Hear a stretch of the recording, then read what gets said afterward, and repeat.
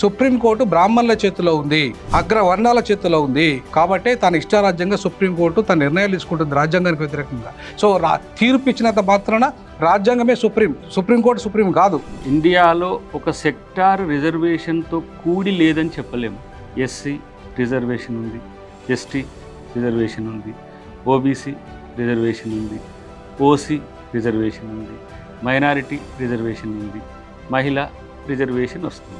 ఇవ్వకపోతే ఏమవుతుంది? మొన్న జరిగినటువంటి స్థానిక సంస్థల్లో 42% రిజర్వేషన్ ఇవ్వలేకపోయినారు అని మీరు చెప్పినటువంటి ఇంట్రోలో చాలా స్పష్టంగా చెప్పారు. ఎందుకోసం ఇవ్వలేకపోయినారు? కారణం ఏమిటి? మనం చేయాల్సినటువంటి మనం పనిచేసిన తర్వాత కేంద్ర ప్రభుత్వం చేయలేనటువంటి పరిస్థితులు ఉంటే అందరం కూడా మాట్లాడతాం కదా. రిజర్వేషన్లు కేవలం ఎన్నికల తాయిలాలుగా మార్చి కులాల మధ్య ద్వేషాలు పెంచే రాజకీయాలను మేము తీవ్రంగా ఖండిస్తూ ఉన్నాం.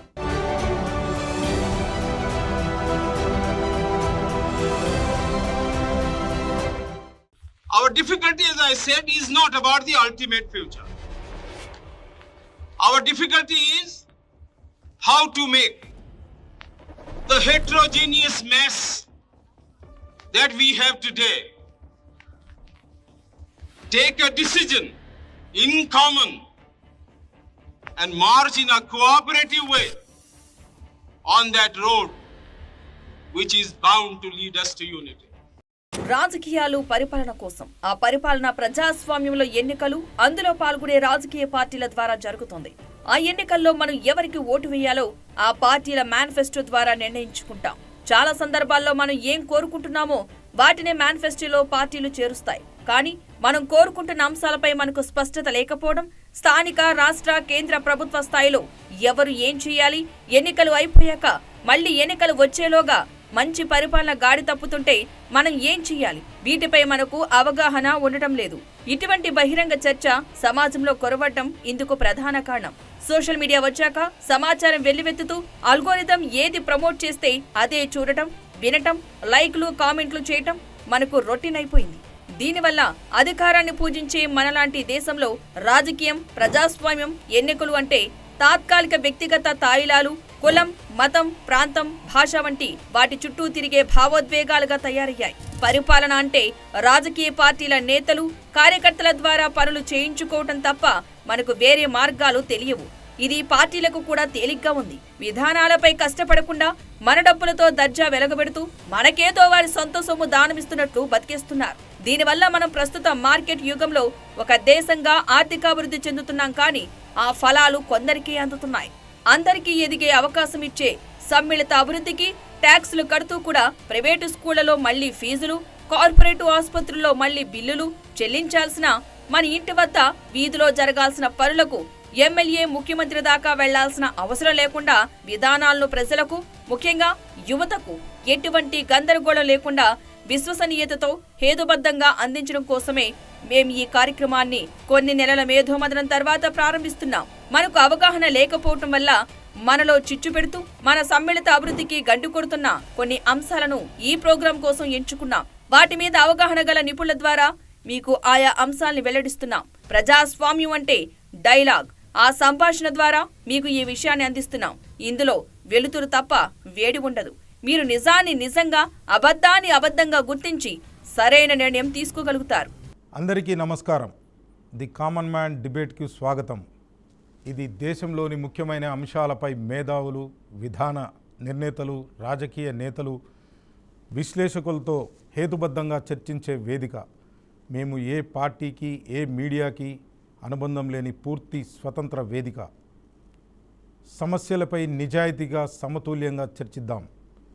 సమాజ సమస్యలపై పారదర్శకంగా, సమతుల్యంగా మాట్లాడించడమే మా లక్ష్యం. మొదటి ఎపిసోడ్ కొనసాగింపుగానే రెండవ ఎపిసోడ్లో మనం భారతీయ రిజర్వేషన్ల వ్యవస్థపై సమగ్రంగా మళ్ళీ నలుగురు విశిష్ట వ్యక్తులతో విశ్లేషించబోతున్నాం. వేదికపై వారి స్థానాలను యాదృచ్ఛికంగా ఎంచుకున్నారు. చర్చకు ముందు కొన్ని ముఖ్యమైనటువంటి సూచనలు. చర్చ సజావుగా సాగడానికి కొన్ని నిబంధనలు ఉన్నాయి.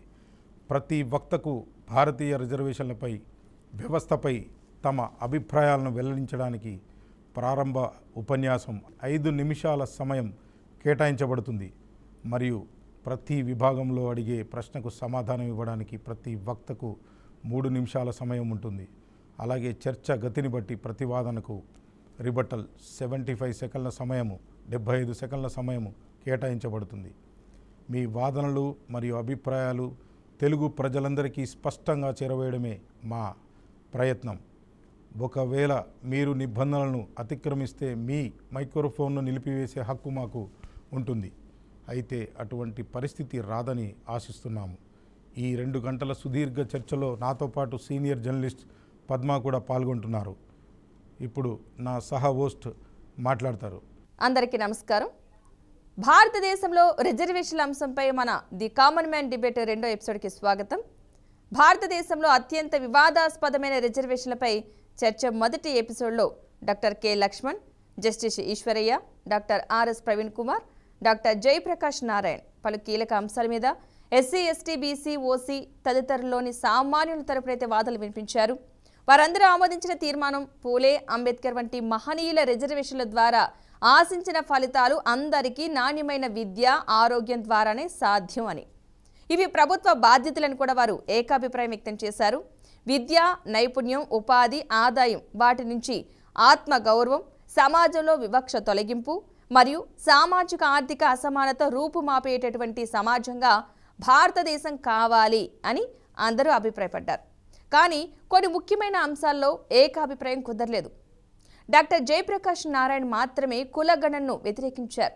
అది కేవలం కులం స్పృహని పెంచి ప్రజల్లో విభజనలు పెంచి రాజకీయంగా పబ్బం కట్టుకోవడం కోసం చేసే ప్రక్రియ అని, గతి లేక అన్ని పార్టీలు వాళ్ళు అంగీకరిస్తున్నారని అన్నారు.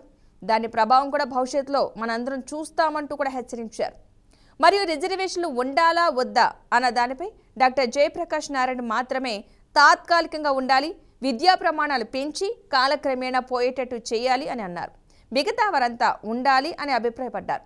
మరియు రిజర్వేషన్ 50% కంటే మించకూడదు అని డాక్టర్ జయప్రకాష్ నారాయణ మాత్రమే వాదించారు. మిగతా వారంతా రిజర్వేషన్ 50% కంటే ఎక్కువ ఉండొచ్చు అని అభిప్రాయపడ్డారు. డాక్టర్ ఆర్ఎస్ ప్రవీణ్ కుమార్ ప్రధానంగా దేశంలో ఉండే సంపద మీద అన్ని హక్కులు అన్ని వర్గాలకు ఇవ్వాలని, ప్రైవేటు సెక్టార్లో రిజర్వేషన్స్ కల్పించాలి అని వాదన వినిపించారు. క్రిమిలేయర్ స్వచ్ఛందంగా వదులుకోవాలి అని సూచించారు. ఇక ఈడబ్ల్యూఎస్ కోటాను డాక్టర్ కె లక్ష్మణ్ మినహా మిగతా సభ్యులు justice Eswaraiah, doctor RS Praveen Kumar, doctor Jayaprakash Narayan వ్యతిరేకించారు. అందుకు ప్రత్యామ్నాయ మార్గాలు ఉన్నాయని సూచించారు. ఈడబ్ల్యూఎస్ కోటాలో ఉన్న నిరుపేదలు కూడా నష్టపోతున్నారు అని అభిప్రాయపడ్డారు. ఇక ఈ 2వ ఎపిసోడ్లో ఈ అసమ్మతి అంశాలపై మరింత లోతైన చర్చ జరిపి సాధ్యమైనంత ఏకాభిప్రాయానికి చేరుకుందాం. మేము అభ్యర్థులకు నిర్దిష్ట ప్రశ్నలు అడుగుతాం. చర్చ ముగింపులో ఏకాభిప్రాయమైన అంశాల ఆధారంగా ఒక తీర్మానం అయితే ప్రవేశపెడతాం. పూర్తి ఏకాభిప్రాయం కుదరకపోతే ఏ అంశాల్లో ఏకీభవించారో, ఏవి వ్యతిరేకతలు ఉన్నాయో స్పష్టంగా వెల్లడిస్తాం. ఏ తీర్మానమైనా మీ అందరి ఆమోదం తర్వాత అంగీకరిస్తాం. చివరిగా ఈ చర్చ నుంచి వచ్చే పరిష్కార సూచనలను ఒక డాక్యుమెంట్ రూపంలో కేంద్ర రాష్ట్ర ప్రభుత్వాలకు అందజేస్తాం. సామాన్యులకు నిజమైన న్యాయం, సమాన అవకాశాలు కల్పించే దిశగా ఇక మన చర్చనైతే ప్రారంభిద్దాం. భారతదేశ చరిత్రలో అత్యంత సున్నితమైన, అత్యంత ముఖ్యమైన, అత్యంత వివాదాస్పదమైన అంశాల్లో ఒకటి రిజర్వేషన్ వ్యవస్థ.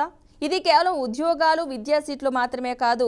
ఇది సామాజిక న్యాయం, సమానత్వం, ఆత్మగౌరవం, చారిత్రక అన్యాయాలకు పరిహారం మరియు భవిష్యత్తు భారతదేశ ఆకృతి గురించిన ప్రశ్న.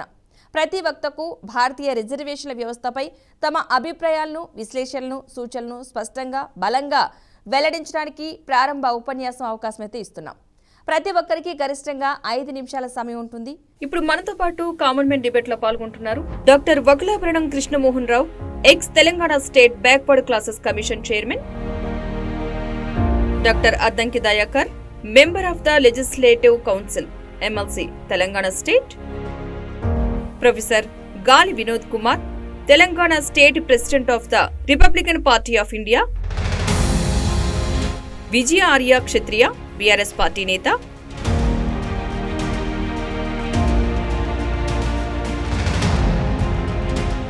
ఇప్పుడు మనం ఒక వీడియో అయితే చూద్దాం.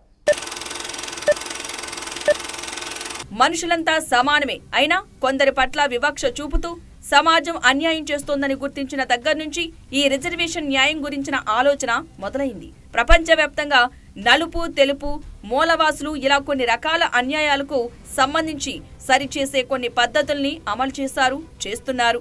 కానీ శతాబ్దాల తరబడి కొనసాగుతున్న అమానుషమైన కుల వివక్ష మరే దేశంలోనూ లేదు. కాబట్టి మనం రాజ్యాంగ పద్ధతితో విస్తృత స్థాయిలో అవకాశాల్లో సగభాగం వరకు రిజర్వేషన్లు అమలు చేస్తున్నాం. కుల వివక్షకు గురవుతున్న వారికి ప్రభుత్వ మద్దతు ఉండాలి అని ఒక మేధో పునాది నిర్మించిన సంస్కర్త జ్యోతిబా పూలే 1873 ప్రాంతంలో అంతకుముందు కొన్ని వర్గాలకు సైన్యంలో ఇతర కొన్ని సామాజిక రంగాల్లో మినహాయింపులు ఉండేవి. కానీ కులం ప్రస్తావన తెచ్చింది పూలే. ఆ తర్వాత 1902 ప్రాంతంలో సాహు మహారాజ్ విద్యలో స్కాలర్షిప్లు, ఫీజుల చెల్లింపు వంటి రూపాల్లో ఉద్యోగ అవకాశాల్లో వివక్షకు గురైన కులాలకు రిజర్వేషన్ల సహాయం అందించారు. 1909లో మింటో మోర్లీ సంస్కరణలు బ్రిటిష్ వారు ప్రవేశపెట్టారు. రాజకీయ రిజర్వేషన్లను ముస్లింలకు ప్రత్యేక నియోజకవర్గాలు కల్పించారు. ఆ తర్వాత విద్య ద్వారా తన మేధస్సును వికసింపచేసుకుని ఈ చరిత్రనంతా అధ్యయనం చేసిన డాక్టర్ బిఆర్ అంబేద్కర్ రాజ్యాధికారమే మాస్టర్ కీ అని భావించి దళితులు, ఆ తరహా కులాలకు ముస్లింల తరహాలో ప్రత్యేక నియోజకవర్గాలతో రాజకీయ రిజర్వేషన్లు ఇవ్వాలని లండన్ రౌండ్ టేబుల్లో ప్రతిపాదించారు. అందుకు బ్రిటిష్ వారు ఒప్పుకున్నా గాంధీ వ్యతిరేకించారు. ముస్లింల విషయంలో చేసిన పొరపాటును దళితుల విషయంలో చేయవద్దన్నారు. అయినా వినకుండా అమలు చేయాలనుకోవడంతో ఎర్రవాడ జైల్లో ఆమరణ నిరాహార దీక్ష ప్రారంభించారు. దీంతో దళితులు, అంతకంటే వెనుకబడిన వారందరినీ ఎస్సీలుగా ఒక కేటగిరీ చేసి వారికి జనాభా ప్రాతిపదికన సాధారణ రాజకీయ రిజర్వేషన్లు ఇవ్వాలన్న ప్రతిపాదనను అంబేద్కర్ చేశారు. అంటే ప్రత్యేక నియోజకవర్గాలంటూ ఉండవు, కానీ రిజర్వేషన్ ఉంటుంది. దళితుల్లో మెరుగైన అభ్యర్థులను ఎంపిక చేయడానికి ప్రైమరీలు నిర్వహించాలని, వాటిల్లో కేవలం దళితులే ఓటు వేయాలని, ఆ తర్వాత జరిగే ఎన్నికల్లో దళిత అభ్యర్థుల మధ్య ఓటింగ్లో మిగిలిన వారు కూడా పాల్గొనవచ్చని అంబేద్కర్ కోరారు. వీటికి గాంధీ అంగీకరించారు. ఇలా 1932లో పూణే ఒప్పందం జరిగింది. దీన్నే మెక్డొనాల్డ్ అవార్డుగా కూడా చెబుతారు. ఆ తర్వాత రాజ్యాంగ చైర్మన్ గా అంబేద్కర్ ఎంపిక కావటం, అందులో ఎస్సీ ఎస్టీలకు రిజర్వేషన్ జనాభా ప్రాతిపదికన చేర్చటం, వాటిని చట్టసభలు, విద్య, ప్రభుత్వ ఉద్యోగాలకు కూడా విస్తరింపచేయటం తెలిసిందే. అలా 1950లో అమల్లోకి వచ్చిన రాజ్యాంగంలోని ఆర్టికల్ 15, 16 ద్వారా ఎస్సీలకు 15%, ఎస్టీలకు 7.5% రిజర్వేషన్లు ఇచ్చారు. అలా మొదలైన రిజర్వేషన్ల ఫలితాలపై అంబేద్కర్ 5-6 ఏళ్లలోనే తీవ్ర అసంతృప్తి వ్యక్తం చేశారు. రిజర్వేషన్ ద్వారా లబ్ధి పొందిన ప్రభుత్వ ఉద్యోగులు తదితరులు తమ కులాల్లోని దుర్భాగ్యులను పట్టించుకోవడం లేదని, అగ్రవర్ణాల సంస్కృతిని అనుసరిస్తూ తమ పిల్లలకి కూడా రిజర్వేషన్ల ప్రయోజనాలను అందుకోవాలనుకుంటున్నారని అంబేద్కర్ ఆగ్రాలో చేసిన తన చివరి ప్రసంగంలో కన్నీరు పెట్టుకుంటూ విమర్శించారు. యువత ప్రభుత్వ ఉద్యోగాల కోసం కాకుండా సమాజంలో పీడిత వర్గాలకు ఎదిగే అవకాశాల కోసం క్షేత్రస్థాయిలో వాలంటీర్లుగా పనిచేయాలని కోరారు. కానీ అంబేద్కర్ మరణానంతరం ఆయన ఆవేదనని, రిజర్వేషన్ల ద్వారా ఆశించిన ప్రయోజనాల్ని, వాటికి ఆయన అనుకున్న కాల పరిమితిని ఎవరూ పట్టించుకోలేదు. ఏ పార్లమెంటు సమావేశంలోనూ వీటి గురించి చర్చ లేదు. అలా ప్రతి 10 ఏళ్లకు పొడిగించుకుంటూ వెళ్తున్నారు. ఒక వంక రిజర్వేషన్లు పొందుతున్న కులాల్లో దిగువన ఉన్న కోట్లాది మందికి ఆ అవకాశాలు అందటం లేదు. ఇంకో వంక రిజర్వేషన్లు బయట ఉన్న కులాలు తమకేదో అన్యాయం జరిగిపోతుందంటూ వీధి పోరాటాలు, విధ్వంసాలకు దిగుతున్నారు. ఇలా దేశ ప్రజలను 2 వర్గాలుగా చీల్చేసి 2 ఓట్లను పొందే రాజకీయంలో మన పార్టీలు, నేతలు ఆరితేరారు. ఈ నేపథ్యంలోనే మండల్ కమిషన్ నివేదిక ఆధారంగా ఓబీసీలకు 27% రిజర్వేషన్లను యూనియన్ ప్రభుత్వ స్థాయి విద్య, ఉపాధిలో తప్పనిసరి చేస్తూ 1990లో బీపీ సింగ్ ప్రభుత్వం ఆదేశాలు జారీ చేసింది. 1992లో సుప్రీంకోర్టు ఈ కోటాను ఖరారు చేసింది. కాకా కాలేకర్ కమిటీ తర్వాత బీసీలకు ప్రభుత్వ తోడ్పాటుపై 1979లో జనతా ప్రభుత్వ హయాంలో ఏర్పాటు చేసినది మండల్ కమిషన్. రిజర్వేషన్లకు అంబేద్కర్ చేసిన అంటరానితనం ప్రతిపాదనకు మండల్ కమిషన్ పక్కన పెట్టి వెనుకబాటుతనాన్ని ప్రాతిపదికగా గావించింది. 1992లోనే సుప్రీంకోర్టు ఎస్సీ ఎస్టీ రిజర్వేషన్లో క్రిమిలేయర్ నిబంధన తీసుకురావడంతో పాటు రిజర్వేషన్లు 50% పరిధి దాటకూడదని స్పష్టం చేసింది. ఇందిరా సాహ్ని కేసులో ఇచ్చిన ఈ కీలక తీర్పు రాజ్యాంగ మౌలిక సూత్రానికి సంబంధించినది. అంటే మినహాయింపుగా అమలు చేయాల్సిన రిజర్వేషన్లు 50% దాటితే అది ప్రజాస్వామ్య రాజ్యాంగ మౌలిక సూత్రమైన సమానత్వం భావనను ఉల్లంఘించినట్లవుతుంది. 50% పరిమితి అంశాన్ని మండల్ కమిషన్ నివేదిక కూడా ఆమోదిస్తూ ఆ పరిధిలో ఓబీసీ కోటాను నిర్ణయించింది. 77వ రాజ్యాంగ సవరణ ద్వారా 1995 నుండి ఎస్సీ ఎస్టీలకు పదోన్నతుల్లో కూడా రిజర్వేషన్ అమలు ప్రారంభించారు. 1921లో మద్రాసు ప్రెసిడెన్సీలో శూద్రులుగా బీసీలకు రిజర్వేషన్లను అమలు చేసేవారు. స్వాతంత్ర్యం వచ్చాక మండల కమిషన్ కంటే ముందు కొన్ని రాష్ట్రాలు బీసీ రిజర్వేషన్లు అమలు చేశాయి. బీహార్ లాంటి రాష్ట్రాల్లో అత్యంత వెనుకబడిన ఎంబసీ కోటా కోసం కూడా ఉద్యమాలు జరుగుతున్నాయి. 2019లో 103వ రాజ్యాంగ సవరణ ద్వారా రిజర్వేషన్లకు ప్రాతిపదికను ఆర్థిక వెనుకబాటుతనానికి కూడా విస్తరించారు. ఈడబ్ల్యూఎస్ కోటాగా పిలిచే ఈ విభాగంలో 10% రిజర్వేషన్లను రాజకీయేతర రంగాల్లో ఇస్తారు. అయితే ఇవి ఇప్పటికే రిజర్వేషన్లు ఉన్న కులాలకు వర్తించవు. కేవలం ఓసీ, ఇతర రిజర్వేషన్లేతర కులాలకు మాత్రమే వర్తిస్తాయి. వీటి వల్ల రిజర్వేషన్ల శాతం 50కి మించిపోయినా ఇవి సాంప్రదాయ రిజర్వేషన్ల పరిధిలోకి రావని, పేదలకు ఇచ్చే తోడ్పాటుగానే చూడాలని సుప్రీంకోర్టు పేర్కొంది. తెలుగునాట, కమ్మ, రెడ్డి తదితర కులాల స్థాయిలోని గుజ్జర్లు, మీనాలు, రాజస్థాన్, హర్యానా తదితర రాష్ట్రాల్లో తమకు రిజర్వేషన్లు పెంచాలని లేదా ఇతర కేటగిరీల్లో చేర్చాలని ఆందోళన చేస్తున్నారు. అదేవిధంగా మహారాష్ట్రలో మరాఠాలు, ఈడబ్ల్యూఎస్ రాకముందే తమిళనాడులో 69% దాకా రిజర్వేషన్లు అమలవుతున్నాయి. షెడ్యూల్ 9లో చేర్చడం ద్వారా సుప్రీంకోర్టు జోక్యానికి ఆస్కారం లేకుండా వీటిని అమలు చేస్తున్నారు. అయితే ఈ కేసు ఇంకా విచారణలో ఉంది. అవసరమైతే 9వ షెడ్యూల్ కూడా సమీక్షిస్తామని సుప్రీంకోర్టు ఇప్పటికే స్పష్టం చేసింది. స్థానిక ప్రభుత్వాల ఎన్నికల్లో బీసీలకు 42% రిజర్వేషన్లు కల్పిస్తామని 2023 తెలంగాణ అసెంబ్లీ ఎన్నికల్లో కాంగ్రెస్ అగ్రనేత రాహుల్ గాంధీ హామీ ఇచ్చారు.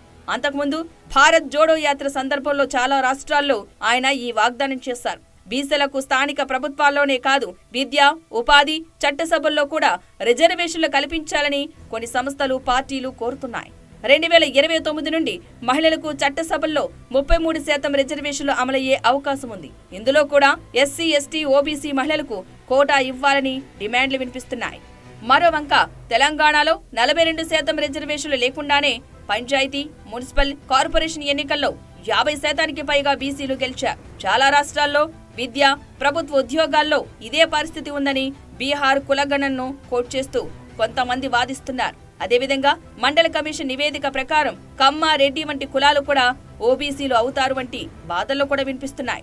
ఈ నేపథ్యంలో ప్రజలకు కొన్ని ప్రశ్నలపై స్పష్టత అవసరం. రిజర్వేషన్లు అంబేద్కర్ ఆశించిన దిశ నుండి పక్కకు మళ్ళాయా? బీసీలకు రిజర్వేషన్లు పెంచడం ద్వారా 50% మించి రిజర్వేషన్లు ఇవ్వటం సాధ్యమా? రాహుల్ గాంధీ చెబుతున్నట్లు పార్లమెంటులో చట్టం ద్వారా సుప్రీంకోర్టు నిర్దేశించిన 50% పరిధిని ప్రభుత్వం తొలగించగలదా? అదేవిధంగా హిందూ విశ్వాసం నుండి క్రైస్తవం లేదా ముస్లిం విశ్వాసంలోకి మతం మారిన వారికి రిజర్వేషన్లు వర్తిస్తాయా? వారికి ఈడబ్ల్యూఎస్ కోటా తప్ప మార్గం లేదా? కేవలం మతం పేరు మీద రిజర్వేషన్లు సాధ్యమా? ఇలాంటి ప్రశ్నలు సామాన్యుల్ని వేధిస్తున్నాయి. వీరు రిజర్వేషన్ కులంలో ఉన్నా, ఆ కులాలకు బయట ఉన్నా రిజర్వేషన్ల వల్ల కించెత్తు ఫలితం అందని వారు దేశవ్యాప్తంగా కోట్లాది మంది. ఈ సామాన్య యువతకు న్యాయం చేయడానికి ఏం చేయాలి? రిజర్వేషన్ల లోపల, రిజర్వేషన్ల బయట పరిష్కారాలేమిటి? ఎస్ సార్, ఇప్పుడు వీడియో అయితే మీరు పూర్తిగా చూసినట్టున్నారు. అంటే మాకు ఉన్న సమాచారం కావచ్చు, దాని అంత మేరకైతే ప్రయత్నం చేసాం. మొదటగా మీ ఉపన్యాసానికి టైం అయితే ఇందాక పద్మా గారు చెప్పినట్టు 5 నిమిషాల సమయం అయితే ఉంటుంది. మొదటగా మీరు రాష్ట్రంలో అధికారంలో ఉన్న అద్దంకి దయాకర్ గారితో అయితే ప్రారంభిద్దాం. Right sir? Yes, your time starts now. Ya, good day. The common man debate voice for India. ఒక మంచి టాపిక్, ఇండియా రిజర్వేషన్స్ అనేది. సో ఇది రాజకీయ నాయకత్వం లేదంటే ఎలైట్ పీపుల్ డిస్కషన్తో పాటు రేపు దీన్ని కామన్ మెన్ వరకు కూడా తీసుకుపోతే మంచిది అనేది నా యొక్క అభిప్రాయం. ఎందుకంటే రాజకీయంగా అఫిలియేషన్ ఉన్న వాళ్ళు రాజకీయంగా మాట్లాడతారు, న్యూట్రల్గా ఉన్న వాళ్ళు న్యూట్రల్గా మాట్లాడతారు. కాబట్టి కామన్ మెన్ కూడా డిఫరెంట్ సెక్టార్స్లో కూడా దీన్ని చర్చ పెడితే మంచిదని నేను ఒక సూచన లాంటిదే ఇది. సో రిజర్వేషన్ ఇండియాలో ఒక సెక్టార్ రిజర్వేషన్తో కూడి లేదని చెప్పలేము. ఎస్సీ రిజర్వేషన్ ఉంది, ఎస్టీ రిజర్వేషన్ ఉంది, ఓబీసీ రిజర్వేషన్ ఉంది, ఓసీ రిజర్వేషన్ ఉంది, మైనారిటీ రిజర్వేషన్ ఉంది, మహిళా రిజర్వేషన్ వస్తుంది. సో మీరు ఒక వర్గం ఏది కూడా రిజర్వేషన్కు దూరంగా ఉన్నట్టు మనకు కనబడదు.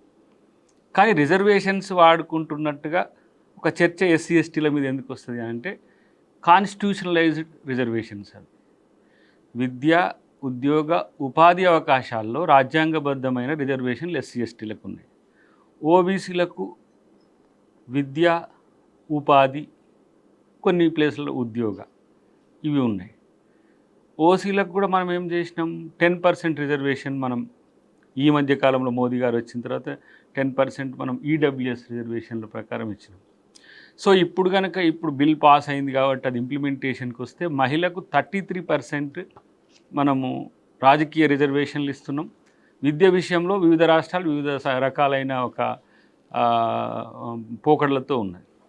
సో మైనారిటీకి ఆర్టికల్ 25 కొన్ని అవకాశాలను కల్పిస్తున్నారు. సో ఇప్పుడు ఎవరు మెరిటోరియస్, ఇక్కడ చర్చ అది వస్తుంది. మీరు మెరిట్ను 45 to 47% something subject to correction దాంట్లో పెట్టిండ్రు. కానీ నేను అంటే ఈ 80 years కావస్తున్న ఇప్పటి భారత రిజర్వేషన్లలో ఎవరెంతో వారికంతా అనే నినాదమే భవిష్యత్తులో ప్రజాస్వామికం అయ్యేటట్టున్నది. సో ఎవరు నేను రిజర్వేషన్ కానని చెప్పడానికి లేదు. చాలామంది ఎస్సీస్ మోర్ దాన్ ఎఫిషియన్సీతో ఉంటున్నారు. వాళ్ళు రిజర్వేషన్స్కి బౌండ్ అయి ఉండాల్సి వస్తుంది. మెరిటోరియస్గా ఉన్న నీకు జనరల్ కేటగిరీలో కూడా ఎలిజిబిలిటీ ఉన్న వాళ్ళు ఎస్సీలకే పరిమితం అవుతున్న పరిస్థితి. అంటే ప్రతిభ విస్తరిస్తున్న క్రమంలో రిజర్వేషన్ రిడ్రెసల్ అవసరమా అంటే ఒకటేమో ప్రతిభ ఆధారంగా వస్తున్నది, రెండు మీకు అన్టచబిలిటీకి ఇచ్చిన రిజర్వేషన్స్ అనేవి ఇంకా అన్టచబుల్గానే ఉన్నాయి. సో ఎంత శాతం ఎస్సీల్లో ఎంపవర్ అయినరు వాళ్ళని మనం బేరీజ్ వేసుకుంటే నాకున్న అంచనా 3 to 4% వరకు ఇప్పటికి మనకు ఎకనామికల్గా కొంత చదువు పరంగా రావచ్చు. కాక అది సొసైటల్ ఒక అణిచివేత, సామాజిక అణిచివేత నుంచి వచ్చిన రిజర్వేషన్లకు మనకిప్పుడు అవకాశం రావాలని ఇచ్చే ఆ రిజర్వేషన్లకు తేడా ఉంది. ఎస్టీ ఉన్నారు, ఎస్టీలను మనం గిరిజనులుగా, ఆదివాసీలుగా, కొండ ప్రాంతాల్లో నివసించే వాళ్ళుగా మనం వాళ్ళకు అవకాశం కల్పించినాం. దాంట్లో షెడ్యూల్డ్ 5, షెడ్యూల్డ్ 6 రెండు ఉంటాయి. అంటే మైదాన ప్రాంత గిరిజనులు ఉంటారు, తర్వాత హిల్ ఏరియా ట్రైబ్స్ ఉంటారు. సో వీటిని మనం ఈ రిజర్వేషన్లతో మనము జత కట్టి చెప్పలేము. ఓబీసీ దాదాపు మనకు ప్రతి స్టేట్లో మినిమం 50% ఉంటారు పాపులేషన్. సో ఇప్పుడు డిమాండ్ ఏంటి, ఓబీసీలో రాజకీయ రిజర్వేషన్ లేవు, విద్యా ఉద్యోగ ఉపాధి అవకాశాల్లో అన్ని రాష్ట్రాల్లో సమంగా లేదు, కొన్ని ప్రాంతాల్లో ఓబీసీలు ఎదిగి ఉన్నా కూడా అవకాశాలు రాని పరిస్థితి మనకు కనపడుతుంది. సో ఇక్కడ మనం ఈక్విలిబ్రియంగా ఒక యూనిక్ పాలసీ తీసుకోవడానికి ఫెడరల్ గవర్నెన్స్లో మనకి ఇబ్బందులు వస్తున్నాయి. ఫర్ ఎగ్జాంపుల్ తెలంగాణను మనం తీసుకుందాం. తెలంగాణ మేము కొంత శాతాన్ని బీసీలకు మేము రిజర్వేషన్లు ఇవ్వాలనుకున్నాం, కేంద్రానికి ఇష్టం లేదు, కేంద్రం ఇవ్వాలనుకోవట్లేదు. దానికి కారణం 50% క్యాప్ ఉంది అని. 50% క్యాప్ మనకి ఈడబ్ల్యూఎస్ అప్పుడప్పుడు దాకింది. ఎవరైనా కూడా ఈ 100లోనేగా ఏ 10 ఇచ్చినా 100% 110%తోనైతే పోల్చలేము కదా. ఉన్న 100 ఉద్యోగాల్లో 10 పక్కన తీస్తే 90ని 100 అనుకోమంటాడు. కానీ అక్కడ 10% మనం కొన్ని రాష్ట్రాల్లో తక్కువ ఉన్న ఎందుకు ఇవ్వగలుగుతున్నామనంటే ఈ ఈడబ్ల్యూఎస్ రిజర్వేషన్లు కూడా జస్టిస్ మెరిటోరియస్ అవుతున్నాయి.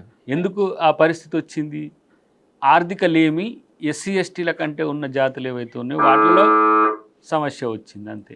ఎస్ వకలాభరణం గారు, మీ ఓపెనింగ్ స్టేట్మెంట్. ఎస్ ప్లీజ్ వకలాభరణం గారు. దయాకర్ గారు చాలా సుదీర్ఘంగా చెప్పారు. ఈ వేదిక అద్భుతమైంది. దయాకర్ గారు కానీ లేకపోతే మా ప్రొఫెసర్ గారు కానీ మేము కానీ అందరం ఉద్యమాల నుంచి వచ్చినటువంటి వాళ్ళు, సామాజిక ఉద్యమాలతో మాకు సంబంధాలు ఉన్నాయి. ఇవాళ ఏ రాజకీయ పార్టీలో ఉన్నప్పటికీ మా భావుకత అంతా కూడా మా వర్గాలకు ఏ విధంగా మేలు జరగాలనేటువంటి ఆలోచనతోనే మేము కొనసాగుతూ ఉంటాం. సుదీర్ఘంగా రాజ్యాంగం, బాబాసాహెబ్ ఏం చేసినారు, స్వాతంత్రం వచ్చినప్పటి నుండి ఏ విధమైనటువంటి ప్రణాళికలు రూపకల్పన జరిగాయి, ఆనాటి తొలి ప్రభుత్వం నుండి చూస్తే ఇవాటి ప్రభుత్వాల వరకు జరుగుతున్న పరిణామాలు, ఈ 80 ఏళ్లలో అంటే సుమారు 76, 77 ఏళ్లలో వాటికి మనం ఒకసారి గమనిస్తే మన రాజ్యాంగ పీఠికలో చెప్పుకున్నటువంటి సోషల్ జస్టిస్ కావచ్చు, ఎకానమిక్ జస్టిస్ కావచ్చు, లేకపోతే పొలిటికల్ జస్టిస్ కావచ్చు జరిగినాయా అనేటువంటిది మనం తప్పనిసరిగా రివ్యూ చేసుకోవాలి.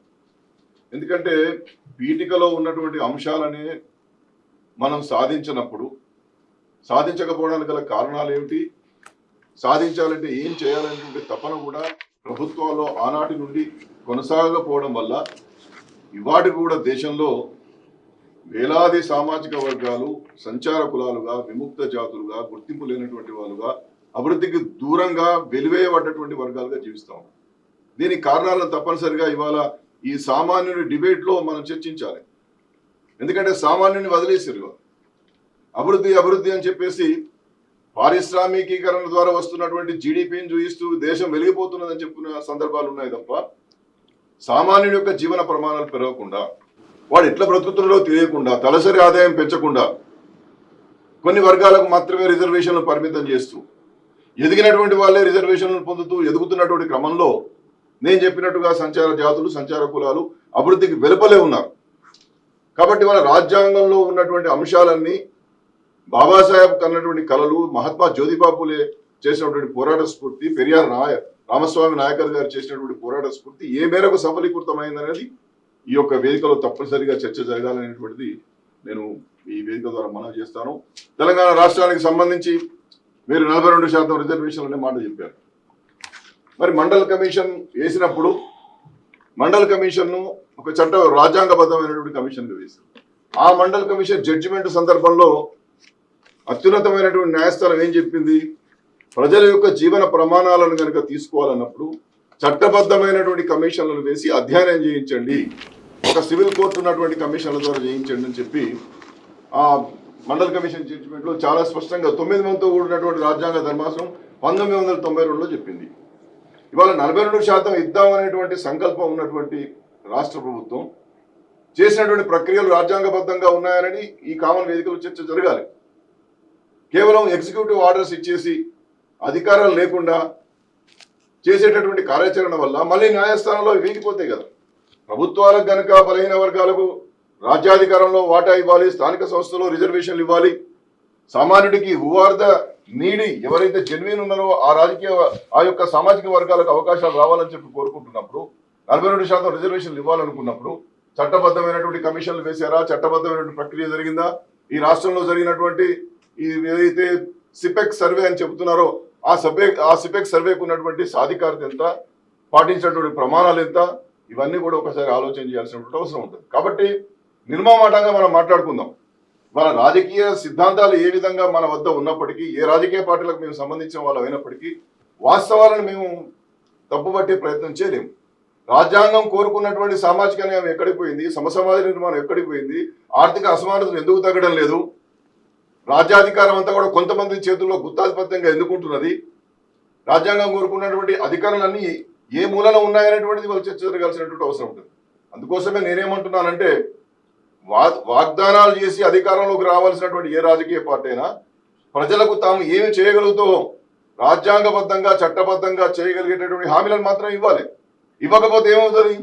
మొన్న జరిగినటువంటి స్థానిక సంస్థల్లో 42% రిజర్వేషన్లు ఇవ్వలేకపోయినారు అని మీరు చెప్పినటువంటి ఇంట్రోలో చాలా స్పష్టంగా చెప్పారు. ఎందుకోసం ఇవ్వలేకపోయినారు? కారణం ఏమిటి?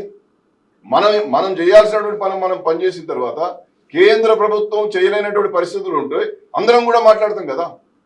ఏ రాజకీయ పార్టీలో ఉన్నప్పటికీ మన వర్గాలకు న్యాయం జరగాలని చెప్పి కోరుకుంటున్నప్పుడు తప్పనిసరిగా అదే మాట్లాడతాం కదా. బాబాసాహెబ్ మనకు అదే నేర్పించింది కదా, జ్యోతిబాబులు అదే నేర్పించింది కదా. కాబట్టి ఇతరుల మీద నిప్పం వేసేదానికంటే కూడా మనం చట్టబద్ధంగా పోరాటం చేసినప్పుడు న్యాయం జరుగుతున్నది నా అభిప్రాయం. రైట్. వక్లవర్ణ గారు, మీరు మళ్ళీ కొన్ని ప్రశ్నలు సంధించినట్టున్నారు. అసలు యాక్చువల్గా మేము అడిగిన ప్రశ్నే అది. దానికి రైట్.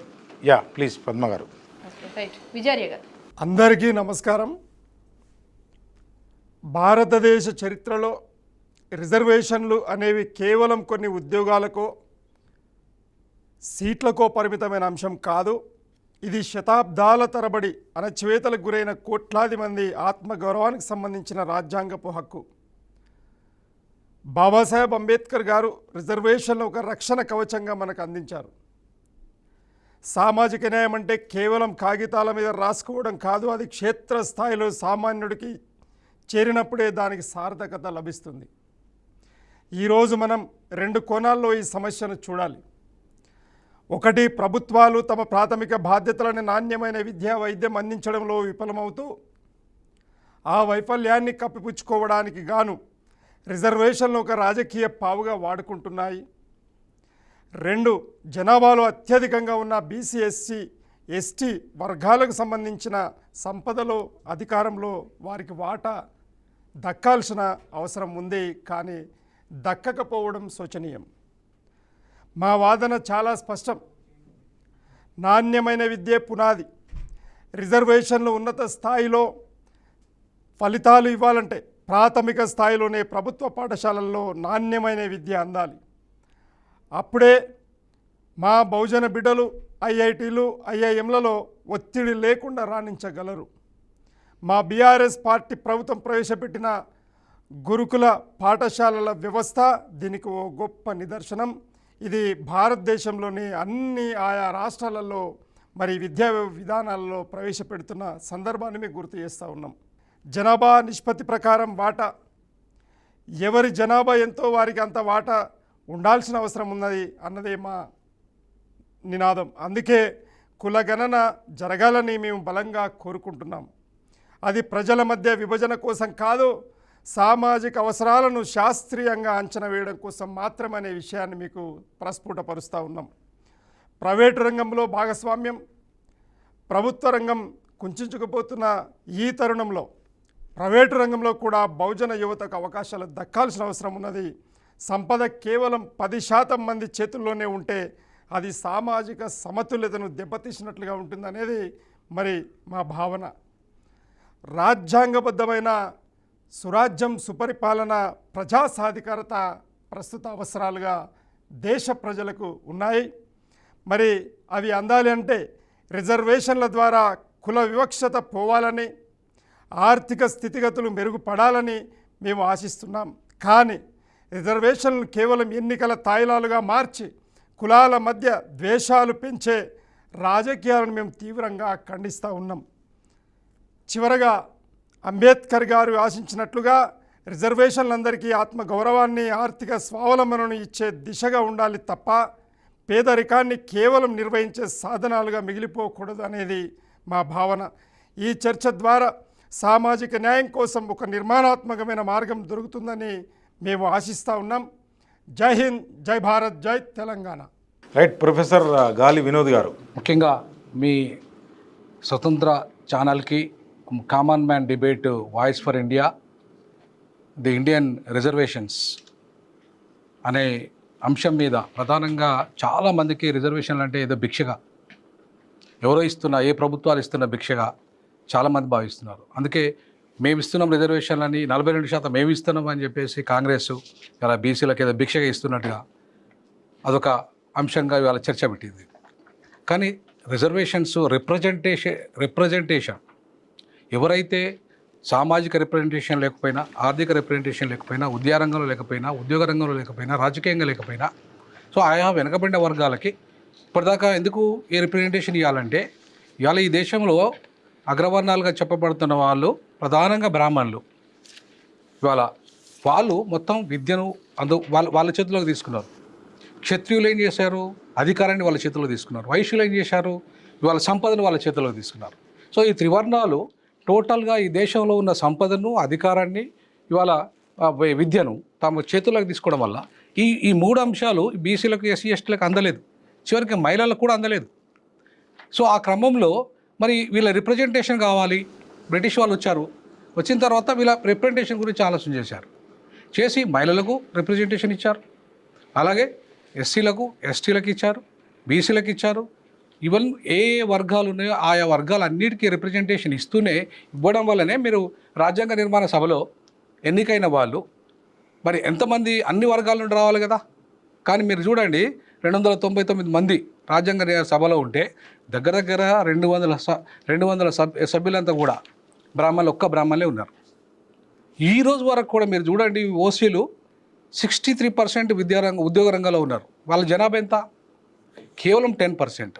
దాంతో మళ్ళీ 63% ఉండగా వాళ్ళకి ఈడబ్ల్యూఎస్ అదనంగా వచ్చింది. అదనంగా ఈడబ్ల్యూఎస్ కూడా రిజర్వేషన్లు ఇచ్చారు వాళ్ళకు. అంటే ఇవాళ చూడండి, మీ రిప్రజెంటేషన్ ఇవాళ మనకు చేయాల్సింది ఏంది? రిప్రజెంటేషన్లో ఎక్కువగా ఉన్న వాళ్ళని తగ్గించాలి, కానీ ఎక్కువగా ఉన్న వాళ్ళని కూడా మళ్ళీ పెంచారు. ఇంకా వాళ్ళకి 63% ఉన్నదని చెప్పి పార్లమెంట్లో చెప్పిండ్రు కిరణ్ రిజిజు గారు ఏమన్నారంటే, ఇప్పుడు అగ్రవర్ణాలకు 63% ఉన్నారు, హైయర్ జ్యుడిషియల్లో ఇంత పర్సెంట్ ఉండడం అన్యాయము. ఖచ్చితంగా న్యాయశాఖ మంత్రిగా వాళ్ళ పర్సెంటేజ్ తగ్గించాల్సిందే, ఎస్సీ ఎస్టీ బీసీలకు రావాల్సిందే అని ఆయన ఒక పార్లమెంటులో స్వయంగా చెప్పాడు ఆయన. మరి ఇది అన్యాయం కదా. అసలు డెమోక్రసీ, భారతదేశ ప్రజాస్వామ్యం అంటేనే రిప్రజెంటేటివ్ డెమోక్రసీ. 540 స్థానాలంటే అర్థమైంది. ఆయా కాన్స్టిట్యున్సీలలో ఆ ఎంపీలను ఎమ్మెల్యేలను ఎన్నుకొని మనం పంపిస్తాం, మనం రిప్రజెంటేటివ్గా పంపిస్తాం ఒక పొలిటికల్ పార్టీ నుండి. ఆ రిప్రజెంటేటివ్స్ ఏం చేయాలి? మన సమస్యలు, ఆయా కాన్స్టిట్యున్సీలో ఉన్న ప్రజల యొక్క సమస్యల్ని పరిష్కరించాలి. ఇది రిప్రజెంటేషన్ యొక్క ముఖ్య ఉద్దేశం. అట్లనే కులాల వారీగా కూడా రిప్రజెంటేషన్స్ బ్రిటిష్ కాలంలోనే వచ్చాయి. బ్రిటిష్ కాలంలో ఉన్న మహిళా రిజర్వేషన్లు ఎందుకు రద్దాయి? బ్రిటిష్ కాలంలో ఉన్న బీసీ రిజర్వేషన్లు ఎందుకు రద్దాయి? బ్రిటిష్ కాలంలో ఉన్న ఈవెన్ ఆంగ్లో ఇండియన్స్ రిజర్వేషన్ ఇప్పుడు రద్దు చేశారు. సో అట్లా మొత్తంగా రిప్రజెంటేటివ్ డెమోక్రసీని డెవలప్ చేద్దామన్న బ్రిటిష్ వాళ్ళు ఇవాళ మళ్ళీ మన 1947కి వచ్చేసరికి, అంటే మన సొంతం వచ్చేసరికి ఎస్సీ ఎస్టీలకు మినహా ఇంకెవరికి రిజర్వేషన్లు రద్దు అయిపోయినాయి. ఎందుకు రద్దు అయినాయి? కారణం ఏంటి? దానికి కారణం ఎవరు? ఎస్సీ ఎస్టీలకు కూడా ఎందుకు ఇచ్చారు? దానికి కారణం బాబాసాహెబ్ అంబేద్కర్ తన పోరాట ఫలితంగా వచ్చినాయి. ఆయన ఏమన్నాడు? సపరేట్ ఎలక్ట్రోడ్స్ కావాలన్నాడు. సపరేట్ ఎలక్ట్రోడ్స్ అంటే అర్థం ఏంది? చాలామందికి తెలియదు. సపరేట్ ఎలక్ట్రోడ్స్ అంటే ఇవాళ ప్రత్యేక నియోజకవర్గాలను మా నాయకుడిని మేము ఎన్నుకోవాలి దళితులుగా. అట్లాగే ముస్లింలు వాళ్ళ నాయకుని వాళ్ళు ఎన్నుకోవాలా, క్రిస్టియన్స్ వాళ్ళ నాయకుని వాళ్ళు ఎన్నుకోవాలా, బీసీలు వాళ్ళ నాయకుని వాళ్ళు ఎన్నుకోవాలా. ఈ రకంగా ఎవరి కులాల నాయకులను వాళ్ళు ఎన్నుకోవాలి. దానికి మతాన్ని అనవసరంగా జోడించి అసలు కులం పరంగా ఇచ్చిన రిప్రజెంటేషన్స్ని దాన్ని దళితులకు ప్రధానంగా ఎస్సీ ఎస్టీలకు మతపరమైన అంశాన్ని చేర్చారు గాంధీ గారు మతపరమైన అంశాన్ని చేర్చి ఇవాళ ద్రోహం చేశాడు దళితులకు. కమ్యూనల్ అవార్డును వ్యతిరేకించిన గాంధీ గారు మొదటిసారిగా ఆయన ఆమరణ నిరాహార దీక్ష చేసి తన జీవితకాలంలో సత్యాగ్రహం చేశాడు. ఎప్పుడు కూడా సత్యాగ్రహం అంటే ఏంది? పోవాలి, పొద్దున పూట టిఫిన్ ఏదో చేయాలి, పోయి కూర్చోవాలి, సాయంత్రం మళ్ళీ విరమించుకోవాలి. అట్లాంటి వాడు ఆమరణ నిరాహార దీక్ష తన జీవితకాలంలో ఎన్నడూ చేయలే. దేనికోసం చేశాడు? ఎర్రవాడ జైల్లో ఆమరణ నిరాహార దీక్ష దేనికోసం చేశాడు? ప్రత్యేక నియోజకవర్గాలు నేను ఒప్పుకోను దళితులకు ఇచ్చే కమ్యూనల్ అవార్డుని. దాంతో ఏమైంది? మా వాళ్ళంతా కూడా బానిసలు అయిపోయారు. ఇప్పటికీ మంత్రులు బానిసలే, ఎమ్మెల్యేలు బానిసలే, మా వాళ్ళు గెలిచిన రిజర్వేషన్ల దళితులంతా బానిసలుగా మిగిలిపోయారు. ఎస్ సార్, ఇప్పుడు దీనిపైన ఏమైనా అబ్జెక్షన్స్? yes please. 75 seconds అవసరం. నో వన్ సెకండ్ మళ్ళీ మీరే ఒక్క నిమిషం సార్. ఇప్పుడు ఇక్కడ ఓపెనింగ్ స్టేట్మెంట్స్ అయితే చెప్పడం జరిగింది చాలా చక్కగా అని భావిస్తున్నాము. మళ్ళీ మాకే రివర్స్ క్వశ్చన్స్ అయితే వేయడం జరిగిందని మాకు అనిపించింది, మాకు అర్థమైన దానిలో. సో ప్రస్తుతం దీనిపైన మీకు ఏమైనా అబ్జెక్షన్స్ నలుగురిలో ఎవరున్నా కానీ 75 seconds మాత్రమే ఇస్తాం. అది సో ఎవరైనా చెప్పొచ్చు. అది హ్యాండ్ రైస్ చేసి స్టార్ట్ చేయండి. మళ్ళీ మీరే చెప్తారా? ఎందుకంటే కంప్లీట్ కాలే, ఇన్కంప్లీట్గా ఉంది. నో దానికి నెక్స్ట్ ఇవ్వగలుగుతాము, దానికి మాట్లాడదాము. దీంట్లో ఎవరైనా రిబటల్ రేస్ చేయగలుగుతారా? ఈడబ్ల్యూఎస్ పైన మాట్లాడారు దీనిపైన అంటే 75 seconds ఓన్లీ. Yes please. భారత ప్రభుత్వము అలాగే ఆయా పార్టీల అధిష్టానాల ద్వంద్వ వైఖరి వల్ల ఈడబ్ల్యూఎస్ వచ్చింది. ఎందుకంటే వాళ్ళు కావాలనే బీసీ రిజర్వేషన్ శాతాన్ని తగ్గించాలి, బీసీ రిజర్వేషన్ అసలు ఇవ్వద్దు అని ఒక కారాఖండి తత్వంతో అన్ని అధికార పార్టీల అధిష్టానాలన్నీ కలుపుకొని మాట్లాడుకొని ఈడబ్ల్యూఎస్ని పాస్ చేయడం జరిగింది. ఇది వాస్తవం. ఎట్లా అంటే అప్పటికే 16% కంటే ఎక్కువ ఉన్నటువంటి ఎస్సీ రిజర్వేషన్స్, 8% ఎక్కువ శాతం ఉన్నటువంటి ఎస్టీ రిజర్వేషన్స్, అలాగే టోటల్ 6 మతాలకు సంబంధించినటువంటి మొత్తం మైనారిటీస్ 19% కంటే ఎక్కువ ఉన్నటువంటి మైనారిటీ రిజర్వేషన్స్ మొత్తం కలుపుకుంటే వచ్చేది 44% వస్తుంది. 44% ప్లస్ ఈ 10% కలుపుకుంటే ఆల్రెడీ 54-55% వెళ్ళిపోయినప్పుడు సుప్రీంకోర్టు ఈరోజు క్యాప్ 50% అని అనడం ఎంతవరకు సమంజసం? అది రాంగ్. ఎందుకనంటే ఇది ఎట్లయినా చెయ్యొద్దు, బీసీ రిజర్వేషన్స్ను అసలు కానివద్దు. ఎందుకంటే ఆనాడు గాంధీ కలలు కన్నాడు బీసీలకు రిజర్వేషన్స్ ఇవ్వద్దని, అంబేద్కర్ గారు పోరాటం చేసారు బీసీల కోసం. కంప్లీట్ అంబేద్కర్ గారు పోరాటం చేసిండ్రు. ఈరోజు గాంధీ గాడ్సే వాదులు వర్సెస్ పూలే, సాహు, అంబేద్కర్, కాన్షీరామ్ వారసుల మధ్య జరుగుతున్న ఎవరు గెలుస్తారనేది ఇప్పుడు ఈడబ్ల్యూఎస్ రిజర్వేషన్లకు మేము వ్యతిరేకం కాదు. ఇప్పుడు రిప్రజెంటేటివ్ డెమోక్రసీలో నేను ఇంతకుముందే చెప్పాను, 63% వాళ్ళు ఓసీలుగా ఉన్నప్పుడు, వాళ్ళ పర్సంటేజ్ ఉన్నప్పుడు, అది నేను చెప్పిన మంత్రి గారే చెప్పారు. మరి మళ్ళీ 10% ఎట్లా పెంచుతారు వాళ్ళకి? ఏ బేస్ అంటే దానికి క్యాలిక్యులేషన్ ఏంటి? వాళ్ళ పేదరికం అనే క్యాల్కులేషన్ ఉంది అనుకుందాం. సరే, పేదరికంలో ఎంతమంది పేదరికంలో ఉన్నారు? 3% పేదలు ఉన్నారు. 3% పేదలు ఉన్నప్పుడు వాళ్ళకు ఆర్థికంగా వాళ్ళ పథకాలు ఇవ్వాలి. పేదలు ఉన్న వాళ్ళకు సపరేట్ స్కూల్స్ పెట్టాలి, డెవలప్మెంట్కు వాళ్ళకు సపరేట్ పథకాలు పెట్టాలి. కానీ రిజర్వేషన్ ఇప్పటికే 63% వాళ్ళు అనుభవిస్తున్నా కూడా మళ్ళీ 10% అదనంగా అగ్రవర్ణాలకు ఇవ్వడం ఏంటి? అది ఏ బెస్ట్? మీకు కనీసం ఏ లెక్కలు ఉన్నాయి? మీ దగ్గర ఏ కమిషన్లు వేశారు? సో కాబట్టి ఇవాళ కమిషన్స్ రిపోర్ట్స్ మీదనే ఆధారపడి నాటి మండల్ కమిషన్ అంటే నాటి కాకా కాలేకర్ కమిషన్ నుండి మొదలుకుంటే మండల్ కమిషన్ వరకు బీసీలకు రిజర్వేషన్లు వచ్చినాయి, ఎస్సీ ఎస్టీలకు రిజర్వేషన్లు వచ్చినాయి. మరి నీకు ఏ కమిషన్ ఉంది? ఏ కమిషన్లో స్పష్టమైన ఆధారాలు ఉన్నాయి? కాబట్టి ఏమంటున్నామంటే మీరు అత్యధికంగా 63% అనుభవిస్తున్న అగ్రవర్ణాలకు రిజర్వేషన్లు ఇవ్వడం రాజ్యాంగ వ్యతిరేకము, రాజ్యాంగబద్ధం కాదు. కాబట్టి రాజ్యాంగబద్ధం కాని రిజర్వేషన్లను అమలు చేస్తున్నారు. రాజ్యాంగబద్ధమైన బీసీలను వెనకబాటుకు మాత్రం ఇది రాజ్యాంగబద్ధత కల్పిస్తలేరు. ఇది ఎక్కడి న్యాయం చెప్పండి? సో ప్రజాస్వామ్యంలో రిప్రజెంటేషన్ లేకుండా అయిపోయింది బీసీలకి. ఎస్ వగ్లాభరణం గారు, బీజేపీ మీరు ఆన్సర్ చేయాల్సి ఉంటుంది దీనికి. బీజేపీ నుంచి ఏం చెప్తారు మీరు? ఈడబ్ల్యూఎస్ సరే, ఆయన అక్రమమా సక్రమం అనే దాని గురించి అయితే ప్రొఫెసర్ గారు మాట్లాడటం జరిగింది. మీరు బీజేపీ తరఫున ఏం చెప్పగలుగుతారు? ఈడబ్ల్యూఎస్ ఎకనామికల్లీ వీకర్ సెక్షన్స్ అనేటువంటి రిజర్వేషన్లు సామాజిక సమతౌల్యానికి ఉపయోగపడతాయనేటువంటి ఒక చర్చ జరిగింది. వ్యక్తిగతంగా ఉద్యమకారులుగా మేము కానీ, మా దయన్న కానీ, ప్రొఫెసర్ గారు కానీ, మేమందరం కూడా ఈ విషయంలో మాకు పెద్దగా వ్యక్తిగతంగా వ్యతిరేకత లేదు. ఇక్కడ చేయాల్సిందల్లా ఏంటంటే, ఇప్పుడు వారు ఏమన్నారు, ఏ కమిషన్ ఇచ్చినటువంటి నివేదిక ఆధారంగా ఈడబ్ల్యూఎస్ రిజర్వేషన్లు తీసుకున్నారనేటువంటి ఒక మాట చెప్తారు. అందుకని అప్పుడు మేజర్ జనరల్ సిన్హో అనేటువంటి ఒక పెద్ద ఆయనను యూపీఏ గవర్నమెంట్ ఉన్నప్పుడే మేజర్ జనరల్ సిన్హో గారిని ఈ ఎకనామికల్లీ బ్యాక్వర్డ్ క్లాసెస్ కమిషన్ అని వేసి దాని ద్వారా రిపోర్ట్ తీసుకున్నారు. ఆ రిపోర్ట్ ఆధారంగా మోడీ గారు అధికారంలోకి వచ్చిన తర్వాత ఈడబ్ల్యూఎస్ను అమల్లోకి తీసుకొచ్చారు. దాన్ని సుప్రీంకోర్టు కూడా ఆమోదించడం జరిగింది. కాబట్టి ఇవాళ అల్టిమేట్గా మనం ఎవరైనా అత్యున్నత న్యాయస్థానం అయినటువంటి సుప్రీంకోర్టు కనుక ఒప్పుకుంటే ఏదైనా సాధ్యమే. ఆ సుప్రీంకోర్టులో, ఆ హైకోర్టులో ఒప్పుకునే విధంగా రాష్ట్ర ప్రభుత్వాలు కానీ కేంద్ర ప్రభుత్వాలు కానీ పనిచేయాలనేటువంటిది నా అభిప్రాయం. ఎందుకంటే క్వాంటిఫైయబుల్ డాటా, జస్టిఫైయబుల్ డాటా లేకుండా, చట్టబద్ధమైనటువంటి కమిషన్లను వేయకుండా ఏది చేసినా కొట్టుకుపోతుంది. కాబట్టి ఆలోచించుకోవాలి మనం. 50% క్యాప్ గురించి తర్వాత మాట్లాడే ప్రయత్నం చేద్దాం. అద్దం గారు, నెక్స్ట్ సెగ్మెంట్కి వెళ్తారా? మీరు మాట్లాడదలుచుకున్నారు. 75 seconds ఓన్లీ. అంటే ఎస్ ప్లీజ్. వాస్తవానికి వక్లాభరణం గారు చెప్పింది వాస్తవం. ఎందుకంటే యూపీఏ గవర్నమెంటే రాజశేఖర రెడ్డి గారు ఇక్కడ ఉన్నప్పుడు మనోడు వల్లభరెడ్డి రవీంద్ర రెడ్డి అని ఈబీసీ ఎస్ అది మేము బిల్ పాస్ చేయలేకపోయినాం. కానీ దీన్ని విస్తృత చర్చలో ఎన్డీఏ గవర్నమెంట్ పెట్టినప్పటికి కూడా ఆ విషయాల్లో రాజకీయ పక్షాలన్నీ ఏకమవడం వల్లనే ఈడబ్ల్యూఎస్ అనేది సాధ్యమైంది. దాంట్లో సరే చాలామంది మిత్రులు వ్యతిరేకించిన, వ్యక్తిగతంగా నేను నా ఆర్గనైజేషన్ తరపు నుంచి కూడా నేను మద్దతు చెప్పిన. ఎందుకంటే దాన్ని నేను నోట్ చేయాల్సిన అవసరం ఉంది. డిసెంట్ ఉన్నప్పటికి కూడా ఆ రోజు నేను బ్రాహ్మణ సంఘాలు కానీ, క్షత్రియ సంఘాలు కానీ, ఆర్యవైశ్య సంఘాలు పెట్టే మీటింగ్లకు నేను వెళ్ళి మద్దతు చెప్పడం కూడా జరిగింది. దానికి కారణం ఒకే ఒకటి, హ్యుమానిటేరియన్ గ్రౌండ్స్. సో ఇక్కడ సమస్య ఏమవుతుందనంటే, కింది వర్గాల్లో రిజర్వేషన్ల పూర్తి స్థాయి అమలు లేకుండానే ఆధిపత్య కులాలకు రిజర్వేషన్లు ఎందుకని వచ్చే విమర్శకు డెఫినెట్గా ప్రభుత్వం ఈ రిజర్వేషన్లు సక్రమంగా అమలు చేస్తే అది కౌంటర్ కాకుండా ఉంటుంది. ఆ ప్రయత్నం ప్రభుత్వాల్లో ఉన్న రాష్ట్ర ప్రభుత్వాలైనా కేంద్ర ప్రభుత్వాలైనా చేయాల్సిన అవసరం ఉంది. సో డెఫినెట్గా రేపు మంచే జరుగుతుందనే ఆలోచన నాకుంది. ఆనాడు కాదు ఈనాడు ఏం చేద్దాం మాట్లాడదాం. Right sir please. ఇప్పుడు నేను సిన్హా కమిటీని చదివానండి. ఎస్ఆర్ సిన్హా కమిటీ రిపోర్ట్ అంతా చదివినాం. నేనేమంటున్నానంటే, సిన్హా కమిటీలో అసలు అగ్రవర్ణాలు ఎంత డెవలప్ అయ్యారనే అంశాలు లేవు. వాళ్ళు ఎంత డెవలప్ అయ్యారు, వాళ్ళ యొక్క సామాజిక ఆర్థిక నేపథ్యం, పేదలు లేనంటలేను, అగ్రవర్ణాల్లో పేదలు లేరంటలేను.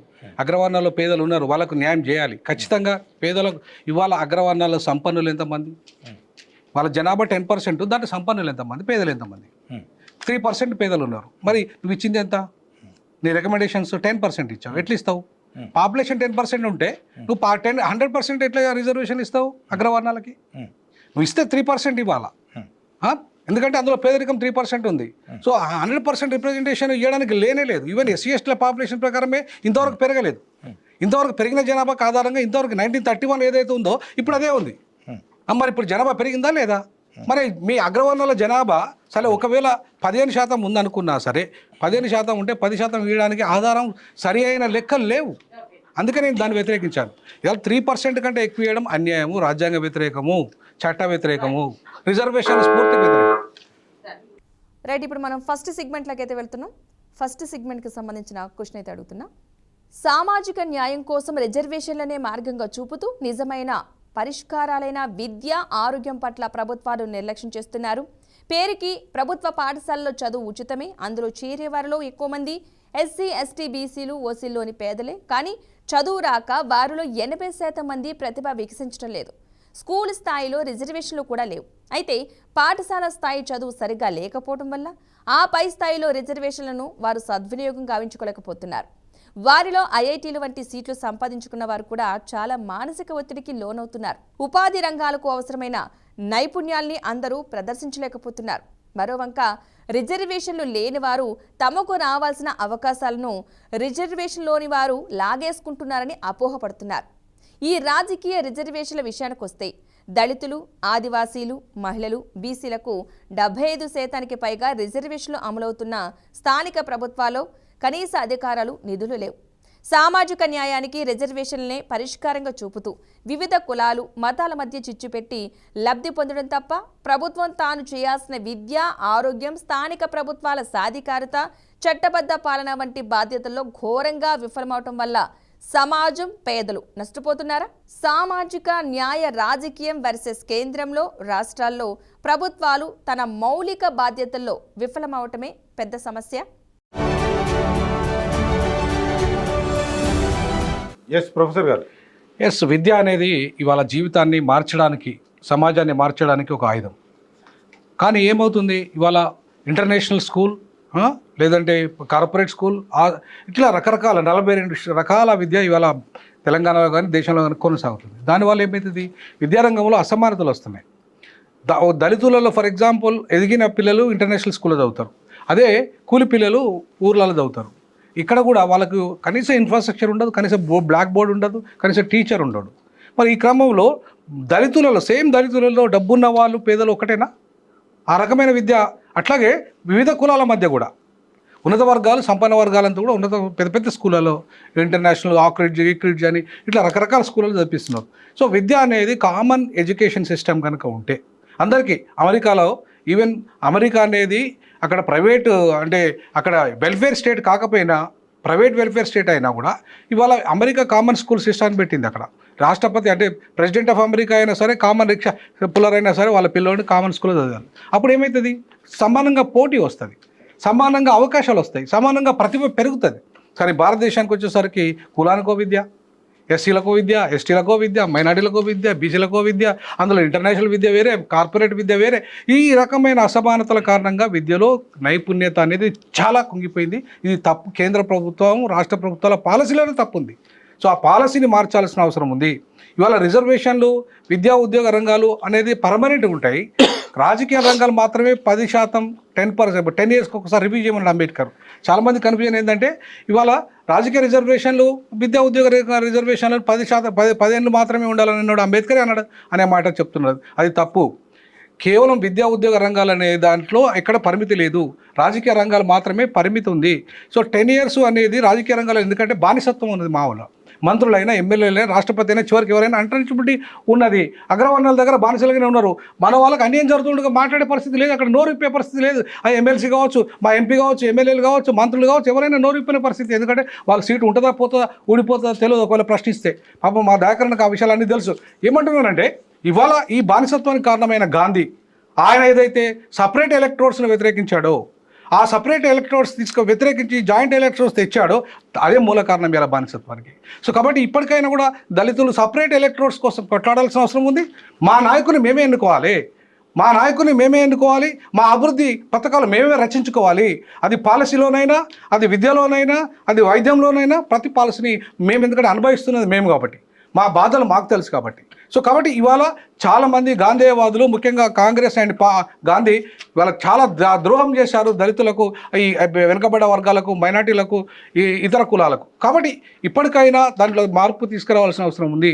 విద్యారంగంలో, వైద్య రంగంలో, రాజకీయ రంగంలో. ఎస్ అద్దంకి గారు. యా, అంటే ఎడ్యుకేషన్ సిస్టంలో ఒక క్వాలిటేటివ్ చేంజ్ రావాలి. అసలు ఫస్ట్ కామన్ ఎడ్యుకేషన్ సిస్టమ్ వస్తే వాళ్ళ ప్రతిభలకు సరైన గీటురాయిగా ఉండే అవకాశం ఉంటుంది. రెండవది ఏంటంటే ఇప్పటికీ కూడా ఇతర దేశాలతో పోలిస్తే అంటే దేశాల పేర్లు అక్కర్లేదు కానీ వాటితో పోలిస్తే మనది అక్షరాస్యత శాతాన్ని పెంచే చదివే తప్పితే స్కిల్తోనో లేకపోతే ఉపాధి అవకాశాలనో ఉద్యోగాలనో లేకపోతే ఎంటర్ప్రీనర్షిప్ను మనము తీసుకునే స్థాయిలో స్టడీ లేకపోవడం అనేది ఒక సమస్య. అయితే రాజ్యాంగంలో వాటికి సంబంధించి స్పష్టమైన ఆదేశాలు ఉన్నాయి. అయినప్పటికీ కూడా కొంత మనం ఒక లేజీ ఎడ్యుకేషన్ సిస్టమ్ని ఫాలో అవుతున్నామా అని అనిపిస్తుంది. ఇంతకుముందు మిత్రుడు గుర్తు చేసినట్టుగా అమెరికాలో కామన్ స్కూల్ సిస్టమ్ ఎట్లా ఉందో ఇక్కడ కూడా కామన్ స్కూల్ సిస్టమ్ రావాల్సిన అవసరం ఉంది. దానికి ఇంకా ప్యారిటీస్ పెరుగుతున్న పరిస్థితి. కానీ రిజర్వేషన్ అనేది ఒక అవకాశం అయ్యే స్థితి నుంచి రిజర్వేషన్ ఒక అడ్డంకిగా మారిన పరిస్థితి కూడా మనకి ఇక్కడ కనబడుతుంది. అంటే ఇంకా ఐఐటి, ఐఐఎం లేకపోతే IIIT అట్లాంటి వాటిల్లో ఎంతమందికి పేద పిల్లలకు ఇర్రెస్పెక్టివ్ ఆఫ్ కమ్యూనిటీస్ ఎంతమంది పేద పిల్లలకు సీట్లు వస్తాయి? ఒకవేళ సీట్లు వచ్చిన చదివించే స్థితి వాళ్ళకు ఉందా? ఉంటే ఒకవేళ వస్తే వాళ్ళు మేధో వలస పేరు మీద ఇతర దేశాలకు పోయే పరిస్థితి ఉంది, ఇండియాకు సర్వీస్ చేయకుండా. సో ఇది కొంత సమస్య అవుతున్నది. ఇప్పుడు మీరు రిజర్వ్డ్ కేటగిరీలో చదవని, జనరల్ కేటగిరీలో చదవని, ఇంకే కేటగిరీలో చదివినా వాళ్ళు ఏం చేస్తున్నారు, ఇక్కడ అవకాశాలు రాకుంటే ఇతర దేశాలకు పోయే పరిస్థితి. అప్పుడు మన దేశానికి ఎట్లా ప్రొడక్టివ్ అవుతారు వాళ్ళు అనేది ఒక నాకు కనిపిస్తుంది. రెండవది ఏంటంటే డెఫినెట్గా ఫ్రీ ఎడ్యుకేషన్, ఫ్రీ హెల్త్, ఇవి రెండు మనం ఫోర్స్ఫుల్గా నిర్బంధంగా మనం అందించాల్సిన అవసరం ఉంది. దాంతో ఏమవుతుందనంటే డబ్బున్నోళ్ళు చదువుకోవడం ప్రైవేట్ స్కూల్స్ ఇప్పుడు ఎన్ని రకాల 10 రకాల స్కూల్స్ పెట్టవచ్చు మనం. సో అట్లనే ఒక విద్యార్థి చదువుకోవడానికి ఎకనామిక్ బ్యారియర్ ఉండొద్దు. ఒక పేదవాళ్ళ నుంచి ఉన్నత వర్గాల వరకు ఆరోగ్యం విషయంలో కూడా బ్యారియర్ ఉండకుండా ఉండగలిగితే ఇవి రెండు చాలా సమస్యలను తీసుకొస్తున్నాయి, ఏది వ్యక్తులకు లేకపోతే సమాజానికి. అట్లా ఒక విద్యను, నాణ్యమైన విద్యను అందించే ప్రయత్నం చేస్తే బాగుంటుందని నా యొక్క ఆలోచన. బట్ ఇప్పుడు తెలంగాణ ప్రభుత్వం కొంత విద్యా వైద్యం వైపు చాలా ఎక్కువ కాన్సన్ట్రేట్ చేస్తున్నది. ఆ దిశగా అన్ని పార్టీల యొక్క ఎజెండాలు ప్రజల యొక్క ఎజెండా కనుక ఉంటే ఒక ఒత్తిడి, ప్రెషర్తో కూడిన అవకాశం వస్తుంది. కాబట్టి అందరికీ అట్లాంటప్పుడు మీకు ఆ స్కూలు మాకు ఈ స్కూలు ఇట్లా అని ప్యారిటీస్ లేకుండా ఉంటుంది అనేది నా అభిప్రాయం. ఎస్, మీరు మళ్ళీ క్వశ్చన్ అడుగుతున్నారు. మీరు 55-60 సంవత్సరాలు కూడా అధికారంలో నుండి చేయలేదని తర్వాత నెక్స్ట్లో అడిగే ప్రయత్నం చేద్దాం. ఆర్య గారు, అయితే వాస్తవంగా మీరు అన్నది ఈరోజు ఈ గడ్డు పరిస్థితికి మొత్తం భారతదేశ సమస్యలకు దాదాపు 50 సంవత్సరాల పైచిలుకు పరిపాలన చేసినటువంటి కాంగ్రెస్ పార్టీ పరిపాలన విధానాల వల్లనే భారతదేశం ఈ విధంగా ఉంది. ఇది వాస్తవం కూడా. అయితే జాతీయ పార్టీల విధి విధానం ఎట్లా ఉందంటే ఒరిజినల్గా అసలు ఇన్స్ట్రుమెంట్ ఏంది, ఒక పేదవాడికి, అది ఏ కులమోడన్నా కానీ పేదవాడికి విద్య అనేదే ఇన్స్ట్రుమెంట్. ఆ ఇన్స్ట్రుమెంట్ నిర్వీర్యం చేస్తే ఖతమైపోయా, మన పేదరికం అట్లనే ఉంటుంది, వాడు ఎదగడు. ఆ మొక్కకు నీళ్లు పోయాల్సిన ప్రభుత్వాలు, తల్లిదండ్రి పాత్ర వహించాల్సిన ప్రభుత్వాలు గత 3000 సంవత్సరాల నుండి రాజ్యాలు కోల్పోయి రాజరిక కుటుంబాల నుండి, అలాగే సైన్యం నుండి, తర్వాత ఆనాటి బానిస ప్రజల నుండి ఈరోజు బీసీలుగా, ఎస్సీలుగా, ఎస్టీలుగా, అలాగే కుల వివక్షతకు తట్టుకోలేక మరి మైనారిటీలుగా మారినటువంటి ఈ సమాజాన్ని మరి ఉద్ధరించాలి అని అంటే ఒక్క భారత రాజ్యాంగం తప్పిస్తే వేరే. ఈ సినారియోలో రీజనల్ పార్టీస్ అనేటివి చాలా చక్కగా భారత రాజ్యాంగాన్ని అమలు చేస్తూ ఉన్నాయి. ఇప్పుడు ప్రస్తుతానికి అందరం తెలంగాణ ఉద్యమం చేసినాం, తెలంగాణ రాష్ట్రాన్ని తెచ్చుకున్నాం, బట్ ఆయా పార్టీలలో మనం ఉన్నాం. ఈరోజు తెలంగాణ ఈరోజు నంబర్ 1 స్టేట్గా నిలబడ్డది అని అంటే అది కేసీఆర్ గారి దూరదృష్టి, విజనరీ లీడర్షిప్ వల్ల ఈరోజు నంబర్ 1 స్టేట్గా నిలబడ్డది. అది ప్రత్యేకించి విద్యా వ్యవస్థలో గురుకులాలకు సంబంధించినంత వరకు ఈరోజు మోడల్ ఆఫ్ ద స్టేట్, మొత్తం దేశానికే మోడల్గా ఉన్నది. ఇది వాస్తవం అయినటువంటి మరి ఆ విధి విధానాలు అమలు చేసేటటువంటి నాయకత్వమే ఈ విద్యా విధానాన్ని సరిచేయకపోతే ఎవరు చేస్తారు? కాబట్టి మేము ఖచ్చితంగా జాతీయ పార్టీలు వీటికి ఖచ్చితంగా దోషులుగా నేను తెలియజేస్తాం. ఎస్, వక్లాపర్ణ గారు. పూలే గారు ఏమన్నారంటే education is the most powerful instrument of social liberation అని చెప్పారు. విద్య సామాజిక విముక్తికి తలుపు, సమాన అవకాశాల తలుపు దాటే మార్గం అని చెప్పారు. కాబట్టి ఇది ఆనాడు పూలే గారు సమాజంలో బలీయమైన మార్పు రావాలి, విద్య ద్వారానే చైతన్యం వస్తుందని చెప్పి ఒక స్ఫూర్తివంతమైనటువంటి నాయకత్వాన్ని అందించినప్పటికీ తొలి ప్రభుత్వం నుండి చూసినప్పుడు ఆనాడు విద్యకు ఏమాత్రం ప్రాధాన్యం ఇవ్వలేదు, రిజర్వేషన్లకు ప్రాధాన్యం ఇవ్వలేదు, సమానత్వానికి ప్రాధాన్యం ఇవ్వలేదు. గ్రామీణ ప్రాంతంలో ఉన్నటువంటి చదువుకు, పట్టణాల్లో ఉన్నటువంటి చదువుకు, గ్రామీణ ప్రాంతాల్లో అరకొర వసతులతో ఉన్నటువంటి ప్రభుత్వ పాఠశాలకు, నగరాల్లో ఉన్నటువంటి కార్పొరేటివ్ పాఠశాలకు మధ్య ఆ విద్యార్థుల మధ్య తేడా చూసినప్పుడు తప్పనిసరిగా చాలా తేడా కనిపిస్తుంది. కానీ ఆ యొక్క తారతమ్యాలను, ఆ భేదాలను, ఆ అసమానతలను గుర్తించి ఒక ప్రణాళికాబద్ధమైనటువంటి ప్రణాళికలు వేయకపోవడం ద్వారా ఈ పరిస్థితి ఏర్పడింది. పరిణామ క్రమంలో కాంగ్రెస్ పార్టీకి సంబంధించినటువంటి విషయమైన పివి నరసింహారావు గారు నవోదయ పాఠశాలలు పెట్టారు. కానీ తర్వాత దాని పరిస్థితి ఏమైంది? ఆ నవోదయ పాఠశాలలు వారి ప్రభుత్వమే మళ్ళీ UPA 2లో అవన్నీ కూడా నిర్వీర్యం అయిపోయినాయి. గ్రామీణ ప్రాంతాల్లో ఉన్నటువంటి సామాన్యుడికి కార్పొరేట్ విద్యను అందించాలనే సంకల్పంతో పివి నరసింహారావు గారు పెట్టినటువంటి విద్య UPA 1, UPA 2కి వచ్చేసరికి వాళ్ళు టీచర్స్ను అపాయింట్ చేయలేదు, దానికి సరైనటువంటి వసతులు ఇవ్వలేదు. ఆ జవహర్ నవోదయ పాఠశాల అంతా కూడా నిర్వీర్యం అయిపోయింది. ఇవాళ మోడీ గారు వచ్చిన తర్వాత మళ్ళీ దాన్ని HRD ద్వారా భారీ ఎత్తున నిధులిచ్చి అన్ని రాష్ట్ర ప్రభుత్వాలకు చాలా సమృద్ధిగా నిధులు ఇస్తా ఉన్నారు. కానీ ఆ నిధులను ఏం చేస్తా ఉన్నారు? రాష్ట్రాలకు వచ్చేసరికి వీరు వేరే వైపు డైవర్ట్ చేస్తా ఉన్నారు. పథకం పేరు పెడుతున్నారు కానీ నిధులు పాఠశాల కోసం ఖర్చు చేయడం పరిస్థితి వస్తున్నారు. కాబట్టి ప్రజలలో మార్పు రావాల్సినటువంటి అవసరం ఉన్నది. మీరు ఆనాడు ఇప్పుడు విద్యకు రిజర్వేషన్కు సంబంధం ఏందని మీరు అన్నప్పటికీ 1951లో బాబాసాహెబ్ అంబేద్కర్ గారు వారు చాలా స్పష్టంగా వారు చెప్పింది ఏంటంటే, మీరు 340 ఆర్టికల్ ప్రకారం ఒక కమిషన్ ఆఫ్ ఎంక్వైరీస్ వేసి, ఒక బీసీ కమిషన్ వేసి, ఈ బీసీలో ఉన్నటువంటి కూడా ఈ అసమానతను తొలగించడానికి కమిషన్ ద్వారా నిజాలను తేల్చండి అని చెప్పి నెహ్రూ గారిని కోరితే, కాకాసాహెబ్ కాలేకర్ కమిషన్ ఎప్పుడు వేశారు? 53లో వేశారు. 55లో రిపోర్ట్ ఇస్తే ఆ రిపోర్ట్ను బుట్టదాఖలు చేశారు. కాబట్టి ఇవాళ తొలి అడుగు నుండే కాంగ్రెస్ పార్టీ బలహీన వర్గాలను నిరోధించేటటువంటి కార్యక్రమము, సమాజంలో వారిని భాగస్వాములను చేసేటటువంటి కార్యక్రమాన్ని నెహ్రూ ప్రభుత్వం ఎప్పుడు చేయలేదు, ఇందిరాగాంధీ గారి ప్రభుత్వం చేయలేదు, దాని తర్వాత రాజీవ్ గాంధీ గారి ప్రభుత్వం చేయలేదు, దాని తర్వాత UPA ప్రభుత్వం కూడా చేయలేదు. కాబట్టి తప్పనిసరిగా గమనించుకోవాలి మనం. ఒక క్విక్ క్వశ్చన్ అర్థం గారు, మీరు నాకు అర్థం కాలే క్వశ్చన్ ఇది. ఇందాక 75 సెకండ్స్ మాత్రమే మీకు సమయం ఉంటుంది క్వశ్చన్ తర్వాత. మీరు ఫ్రీ ఎడ్యుకేషన్, ఫ్రీ హెల్త్ అన్నారు, నాకు అర్థం కాలేదు, ఆల్రెడీ ఉంది.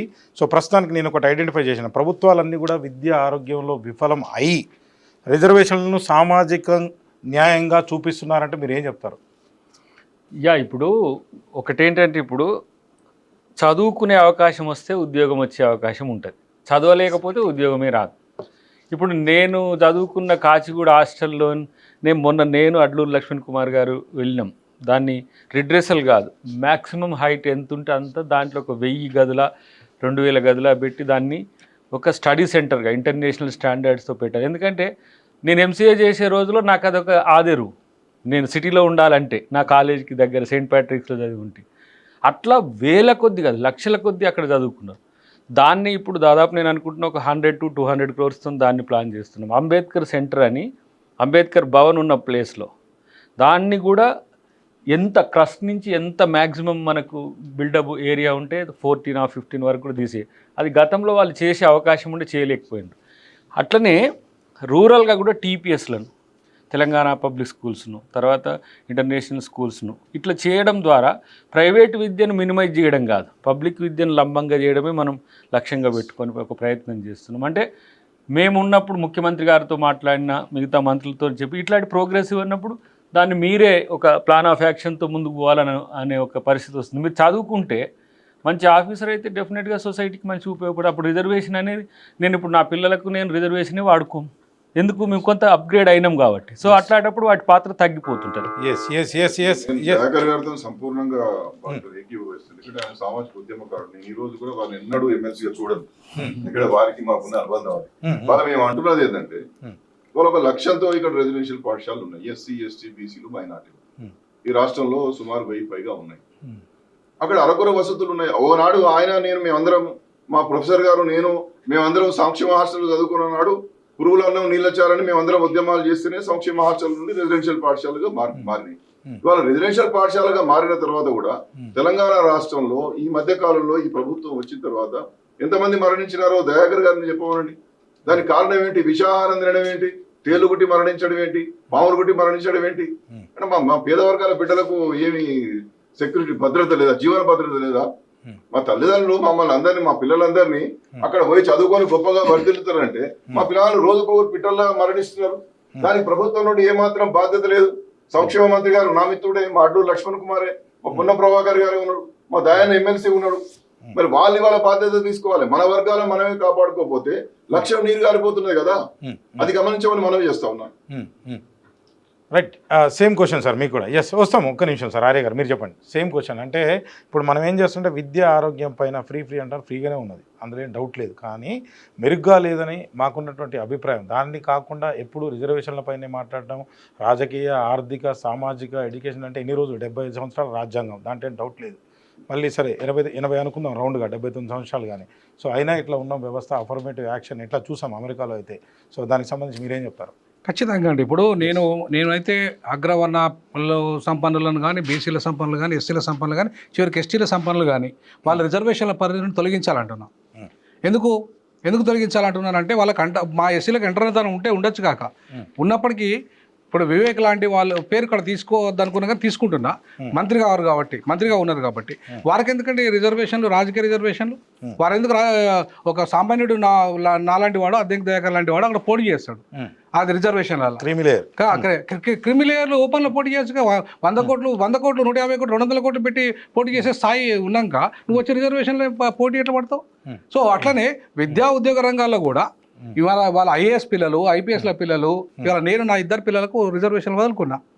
నేను ఉద్యోగమే రాజీనామా చేసిన సామాజిక న్యాయం కోసం, బీసీ ముఖ్యమంత్రి సాధన కోసం. ఇట్లాంటి పరిస్థితులలో ఇప్పుడు మేము మాలాంటి వాళ్ళం చిన్న ఉద్యోగాలు చేసిన వాళ్ళ మీద వదులుకున్నప్పుడు మీరు ఎందుకు వదులుకోరు రిజర్వేషన్ స్థానాలను?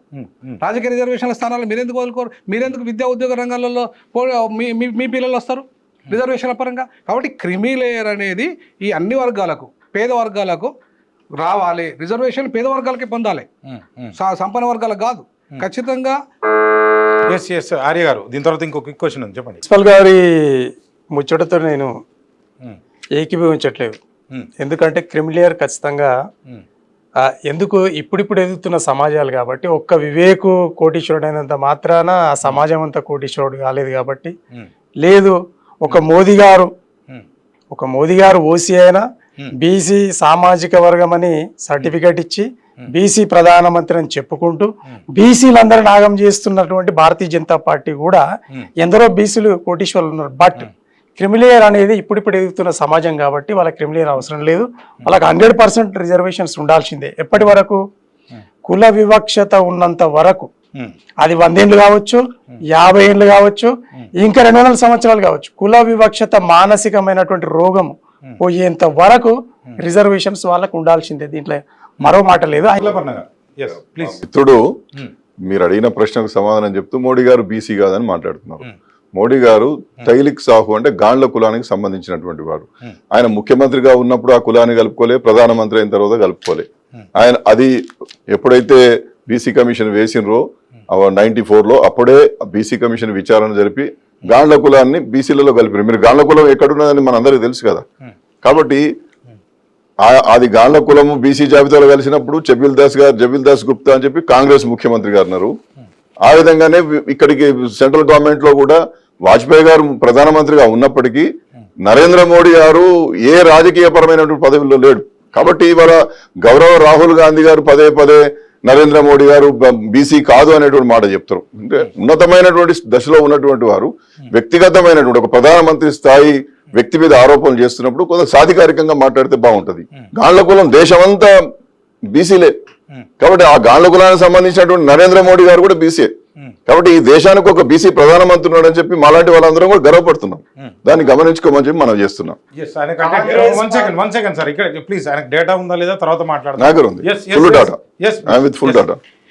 ఇప్పుడు నేను కుల వ్యవస్థ ఉన్నంతకాలం రిజర్వేషన్ ఉండాలి అని అంటున్నా. అది రద్దయిన తర్వాత రిజర్వేషన్లు రద్దు కావాలని కోరుకుంటున్నా. కానీ ఇవాళ ఆర్థికంగా ఎదిగిన వాళ్ళకి, పేదలకి పేదలు అదే కులంలో సేమ్ కులంలో ఆర్థికంగా ఎదుగునే వాళ్ళకి పేదలకి మధ్య తేడా లేదా? మరి ఇవాళ ఒక కుటుంబంలో 15 మంది ఐఏఎస్లు అయ్యండి ఒకటే ఒక కుటుంబంలో. మరి ఇంకా ఐఏఎస్లు అయ్యేటానికి మిగతా సామాన్యులు ఎప్పుడు రావాలి? అంటే ఎదిగిన వాళ్ళే ఒక కుటుంబంలో 15 మంది ఐఏఎస్లు అయితే వాళ్ళ కుటుంబం మొత్తం 21 మంది ఐపీఎస్లు ఐఏఎస్లు కలిపితే, అంటే నేను పేరు చెప్పదలుచుకోలే ఆయనది. కానీ మరి ఏంటి పరిస్థితి? మిగతా వాళ్ళకి అవకాశాలు రావద్దా? మిగతా అదే కులంలో మిగతా వాళ్ళకి రావాలా? ఈయన రిజర్వేషన్లను కనుక ఈయన కనుక ఎక్స్క్లూడ్ చేసుకోగలిగితే మిగతా వాళ్ళకి అవకాశం వస్తుంది అక్కడ. అంతేగాని రిజర్వేషన్లు అంటే అనుభవించిన వాళ్ళే అనుభవించాలి, పొందిన వాళ్ళే పొందాలి, ఎస్సీలలో కూడా అనుభవించిన వాళ్ళే అనుభవించాలి. ఒక ఎమ్మెల్యే రిజర్వేషన్లు 40 ఏళ్ళు ఎమ్మెల్యే ఉంటాడు, మినిస్టర్ అవుతాడు.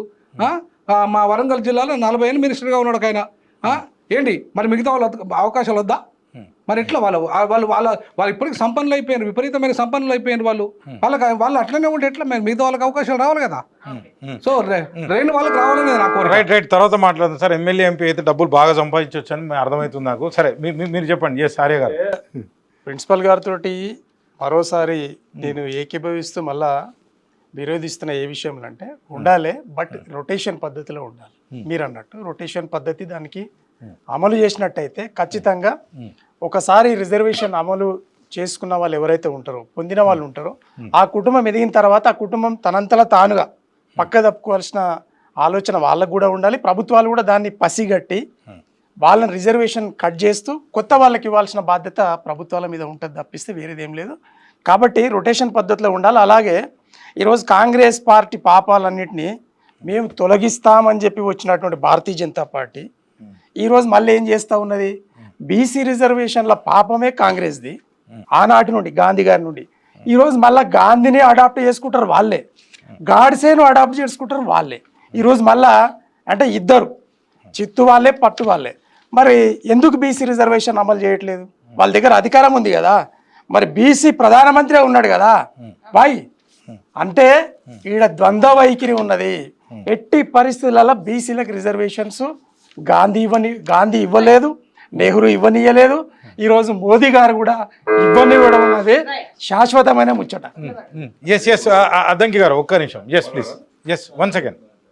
ప్లీజ్. కాంగ్రెస్ పార్టీ మీద అందరూ అనడం అనేది కామన్, కానీ ఇప్పుడు ఈ మాత్రం డెవలప్ అయిందంటే అది విద్యలో వైద్యంలో కాంగ్రెస్ పార్టీ చేసిన ఘనతే ఒకటి. కావాల్సినంతగా అంటే 145 కోట్లు ఇప్పుడు ఇక్కడ. కాబట్టి ఇక్కడ బడ్జెట్ ఆ రోజుల్లో ఎట్లా ఉండే అనేది కంపేర్ చేసుకుంటే ఇప్పుడు కొత్తగా తెచ్చేదానికి రేపు మీరు చూడండి, బీసీలకు చట్టసభలో రిజర్వేషన్లు తెచ్చేది కూడా కాంగ్రెస్ పార్టీనే అవుతుంది. అది రాహుల్ గాంధీ ప్రధానమంత్రి అయిన తర్వాతనే అవుతుంది. రెండవది, రిజర్వేషన్ అనేది ఎప్పుడు అవసరం అవుతుంది అని అంటే కేవలం అది అందుబాటులో లేనప్పుడే. అందుబాటులో ఉంటే రిజర్వేషన్ ఎందుకు? రోజుకు నీకు కుండల నీళ్ళు దొరికినాయి అనుకో, నల్లకాడ పంచాయతీలే ఉండవు కదా. అసలు సమస్య ఇక్కడ ఏంటంటే మనం ఎడ్యుకేషన్ సెంటర్స్ను, ఎంప్లాయ్మెంట్ సెంటర్స్ను, మీన్స్ అది government, not even government, private సెక్టార్ని కూడా ఎక్స్పాండ్ చేసి ప్రైవేట్ సెక్టార్కి కూడా మనం రిజర్వేషన్లు కనుక ఎక్స్టెండ్ చేయగలిగితే మరింత నిరుద్యోగిత కింది వర్గాల్లో ఉండకుండా పోతుంది. లేకపోతే ఆయనోడు సూపర్ రిచ్ అయిపోయా, లేనోడు అడుగు తినే కాడికి వచ్చే. సో ఈ ప్యారిటీస్ పోవాలంటే ప్రైవేట్ రంగంలో కూడా రిజర్వేషన్ రావాల్సిన అవసరం ఉంటుంది. భవిష్యత్తులో అది కూడా వస్తుంది. చూద్దాం. రేపటి రోజున రాజకీయ పక్షాల పోరాటం వేరు, సహజమైన సామాజిక ఉద్యమాల పోరాటాలు వేరుంటాయి. అవి సాధించే ఫలితాలు చాలా పెద్దగా ఉంటాయి. మీరు చెప్పండి. మిత్రుడు 42% రిజర్వేషన్ల గురించి మాట్లాడినట్టున్నాడు. కేంద్ర ప్రభుత్వం ఇస్తలేదని. రాష్ట్ర ప్రభుత్వం పంపాల్సినటువంటి పద్ధతిలో పంపలేదు. రాష్ట్రపతి గారికి 200 కింద రిజర్వ్ చేసి వారిని ఆమోదించమని పంపారు. కేంద్ర ప్రభుత్వానికి 9th షెడ్యూల్లో పెట్టమనో పార్లమెంటు ప్రక్రియ చేయమని చెప్పి రాష్ట్ర ప్రభుత్వం పంపలేదు. పంపనప్పుడు 42% రిజర్వేషన్లు ఇచ్చేటటువంటి అధికారం కేంద్ర ప్రభుత్వం దగ్గర ఎక్కడున్నది? 9th షెడ్యూల్లో మీరు అమెండ్ చేయండి అని చెప్పి రాష్ట్ర ప్రభుత్వం నుండి బిల్స్ వెళ్ళినాయా? మీరు కనుక్కోండి. నేను సాధికారికంగా మాట్లాడుతూ ఉన్నాను, ఎందుకంటే ఆ ప్రక్రియలో బీసీ కమిషన్ చైర్మన్గా నేను ఆనాడు ఉన్నాను కాబట్టి ఆ విషయాలన్నీ కూడా నేను గౌరవ ముఖ్యమంత్రి గారికి, ప్రభుత్వానికి ఎప్పటికప్పుడు చెప్పిన. పంపించాల్సినటువంటి పద్ధతిలో పంపండి. బిల్ 3, బిల్ 4ను మీరు ఏమంటున్నారు 200 కింద రిజర్వ్ చేసి రాష్ట్రపతి గారికి పంపించినారు. ఆ బిల్ 3, బిల్ 4 రూపకల్పనలో డెడికేటెడ్ కమిషన్ల యొక్క నివేదికలు కానీ, బ్యాక్వర్డ్ క్లాస్ కమిషన్ యొక్క నివేదికలు కానీ దాని వెంట పొందుపరిచినారో లేదా మనకు తెలియదు. ఎందుకంటే అవన్నీ పబ్లిక్ డొమైన్లో పెట్టలేదు, స్టేక్ హోల్డర్స్ ఒపీనియన్ తీసుకోలేదు. కాబట్టి ప్రామాణికమైనటువంటి పద్ధతులు పాటించకుండా ఊరికనే ఈ గవర్నర్ గారి దగ్గర రిజర్వ్ చేసి రాష్ట్రపతి గారి దగ్గరికి పంపించారు. రాష్ట్రపతి గారి దగ్గర ఇప్పటికి కూడా అవి పెండింగ్లోనే ఉన్నాయి. తర్వాత ఇప్పుడు ఎన్నికలు కూడా పెట్టేసుకున్నారు. ఆ 42% రిజర్వేషన్లు లేకుండా ఎన్నికలు పెట్టుకున్నారు. 42% బీఫామ్లు ఇస్తామన్నటువంటి మాటను కూడా నిలబెట్టుకోకుండా ఎన్నికలకు వెళ్ళిండ్రు. వారు సమాధానం చెప్పాలి. మేమెట్లా ఎస్ ప్లీజ్, మీకు రిపోర్టల్ ఉందా? Yes please, 75 seconds. నేనేమంటున్నా అంటే ఇంతకుముందు మా ప్రొఫెసర్ గారు ఒకటి అన్నారు, ఏంటి ఈడబ్ల్యూఎస్ రిజర్వేషన్లకు స్టేక్ హోల్డర్స్ ఎవరు, ఇంకా ఎవరు, ఏది అనేది కూడా ఏ చర్చ ఎక్కడా లేదు. కేంద్ర ప్రభుత్వానికి రాష్ట్ర ప్రభుత్వం మీద చేసిన చట్టం మీద చిత్తశుద్ధి ఉంటే, లుకానాస్ ఉంటే పిలిపించుకొని వాటిని రెక్టిఫై చేసుకుంటుంది. ఈడబ్ల్యూఎస్ రిజర్వేషన్లప్పుడు అందరం ఒప్పుకున్నాం, 90% అందరం, 98 మేబీ. కాబట్టి అందరు కూర్చొని చేసుకోగలిగిండ్రు. ఎందుకు డిసెంట్ బీజేపీకి 42% విషయంలో?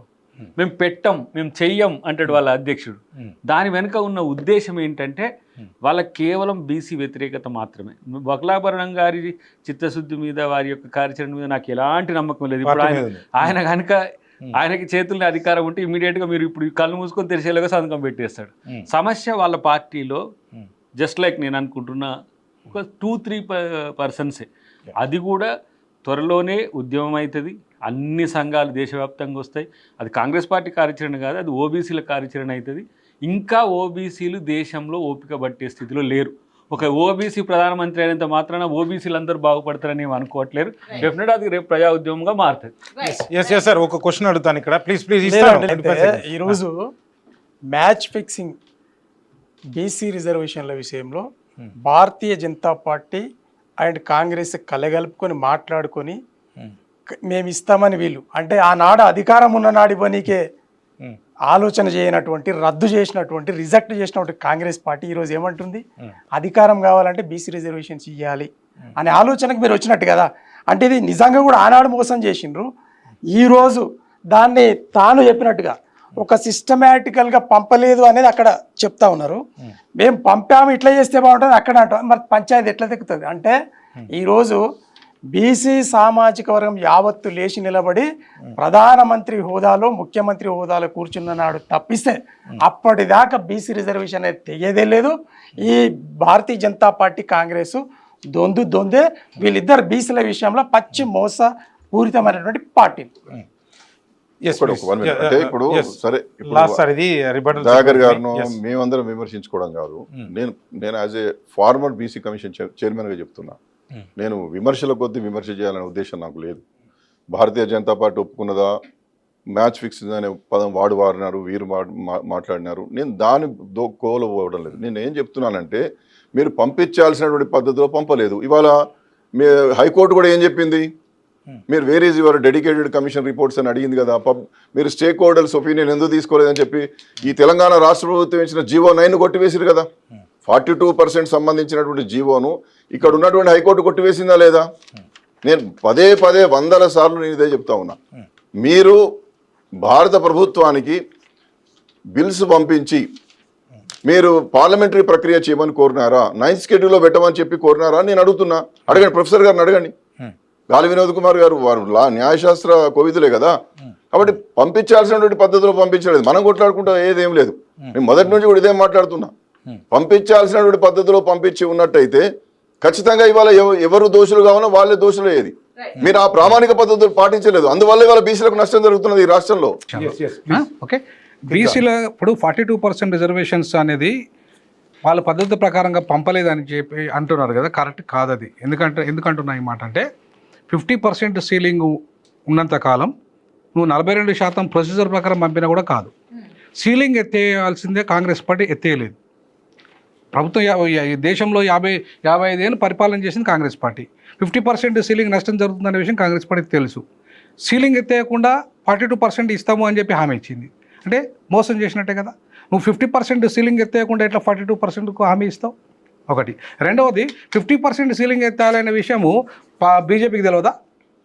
బీజేపీ ఎందుకు చేస్తలేదు? 92లో వచ్చింది జడ్జిమెంట్. ఇందిరాసాని కేసు 92లో వచ్చింది. మీరు 50% సీలింగ్ దాటొద్దని చెప్పి వచ్చింది. సో అయినా సరే మేము బీజేపీ వాళ్ళు ఇవాళ 50% సీలింగ్ ఎత్తేయకుండా మేము అమలు చేస్తామని వాళ్ళు కూడా అన్నారు. వాళ్ళు చేయలే. రెండవది 9th షెడ్యూల్కు సంబంధం లేదు. 42%కి 9th షెడ్యూల్కు సంబంధం లేదు. ఎందుకు అంటే 42% అనేది లోకల్ బాడీ సమస్య.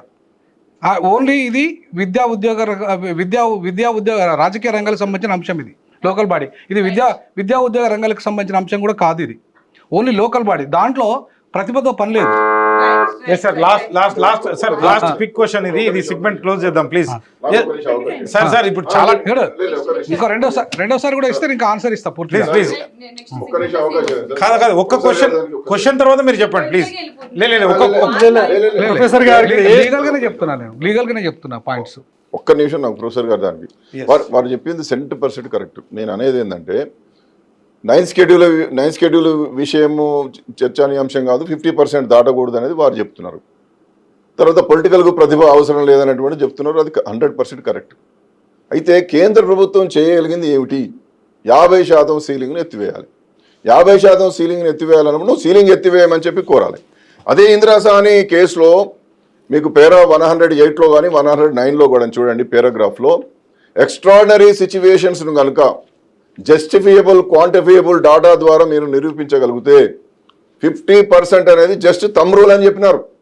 కాబట్టి మీరు చేసినటువంటి సిపెక్ సర్వే నివేదికను దానికి పొందుపరిచి మీరు ఏ విధంగా శాస్త్రీయ ప్రమాణాలు దాన్ని చేసి 50% దాటడానికి కావాల్సినటువంటి ప్రక్రియ చేస్తే కేంద్ర ప్రభుత్వం ఒప్పుకుంటుందండి.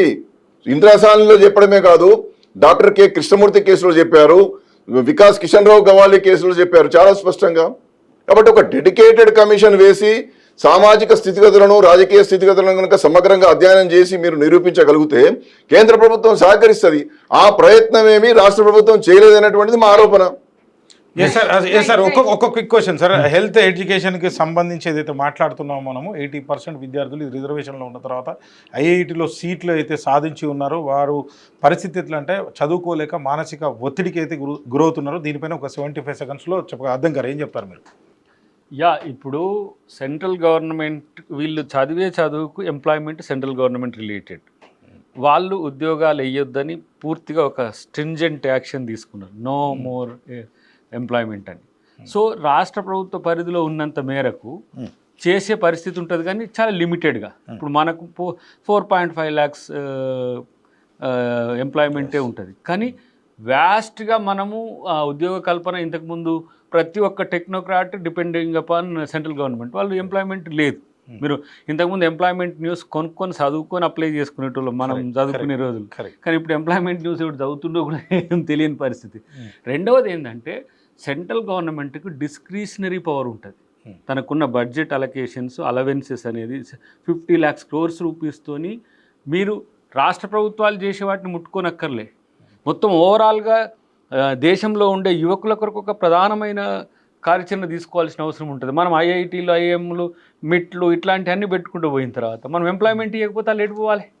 ప్రైవేట్ కంపెనీస్ ముందు చదువుకోలేక మానసిక ఒత్తిడికి గురవుతున్నారు, ఏం చెప్తారు మీరు? దాంట్లో ప్రధానంగా కాస్ట్ డిస్క్రిమినేషన్ కూడా ఉంది. ఐఐటీల దాకా వెళ్ళిన తర్వాత కూడా ఇవాళ నువ్వు బీఫ్ తింటున్నావు, మా దగ్గర కూర్చోవద్దు పక్కకు, నువ్వు సపరేట్గా నువ్వు వెజిటేరియన్ అయితే నా పక్కన కూర్చోవాలి అంటే కనీసం రైట్ టు ఫుడ్ కూడా వైలేట్ అవుతుంది ఐఐటీలలో. పడుకునే పక్కకుండా కామన్ బెడ్రూమ్లలో కూడా అరే నువ్వు వీడు రిజర్వేషన్లలో వచ్చిండ్రా భయ్, వీడు రిజర్వేషన్ క్యాండిడేటు, వీడు అన్టచబుల్, వీడు దూరం పెడతామనే పరిస్థితి ఇవాళ ఇక్కడ ఐఐటీలో చాలా వరకు జరుగుతుంది. ఈ ఐఐటీలో యూజీసీ రిపోర్టు చదివిన తర్వాతనే యూజీసీ వాళ్ళు క్యాస్ట్ డిస్క్రిమినేషన్ మీద చట్టం తెచ్చారు. చట్టం తెచ్చి దాన్ని ఆమోదిస్తే క్రమంలోనే ఇవాళ పెద్ద లొల్లి జరుగుతుంది అక్కడ. ఎందుకంటే right to education is a fundamental right. So ఆ రైట్ వైలేట్ అవుతుంది, ఎక్కడ పెద్ద ఐఐటీలోనే వైలేట్ అవుతుంది, ఎందుకంటే ఆ కాస్ట్ డిస్క్రిమినేషన్ కారణంగా. రెండవది మీరు చెప్పినట్టుగా ఉపాధి ఉద్యోగ అవకాశాలు లేవు. సో ఆ క్రమంలో ఇవాళ అంత పెద్ద స్థాయిలో చదివినా కూడా అవకాశం లేకపోవడానికి కూడా వాళ్ళు ఒత్తిడి కారణమవుతున్నారు. ఎందుకంటే ఐఐటీ చదివిన తర్వాత పేరెంట్స్ అరే ఏం చేస్తున్నారు అంటే వాడు ఏం చెప్పాలని పరిస్థితి అక్కడ. సో కాబట్టి ఆత్మహత్య సూసైడ్ చేసుకునే టెండెన్సీ కూడా అట్లా తయారైంది. కాబట్టి ఇవాళ కేంద్ర ప్రభుత్వము రాష్ట్ర ప్రభుత్వాలు దీనికి బాధ్యత వహించాలి. ఐఐటీలో కులవివక్షత, ఐఐఎంలో కులవివక్షత, యూనివర్సిటీలో కులవివక్షతకు ఖచ్చితంగా అమలు చేయాలి.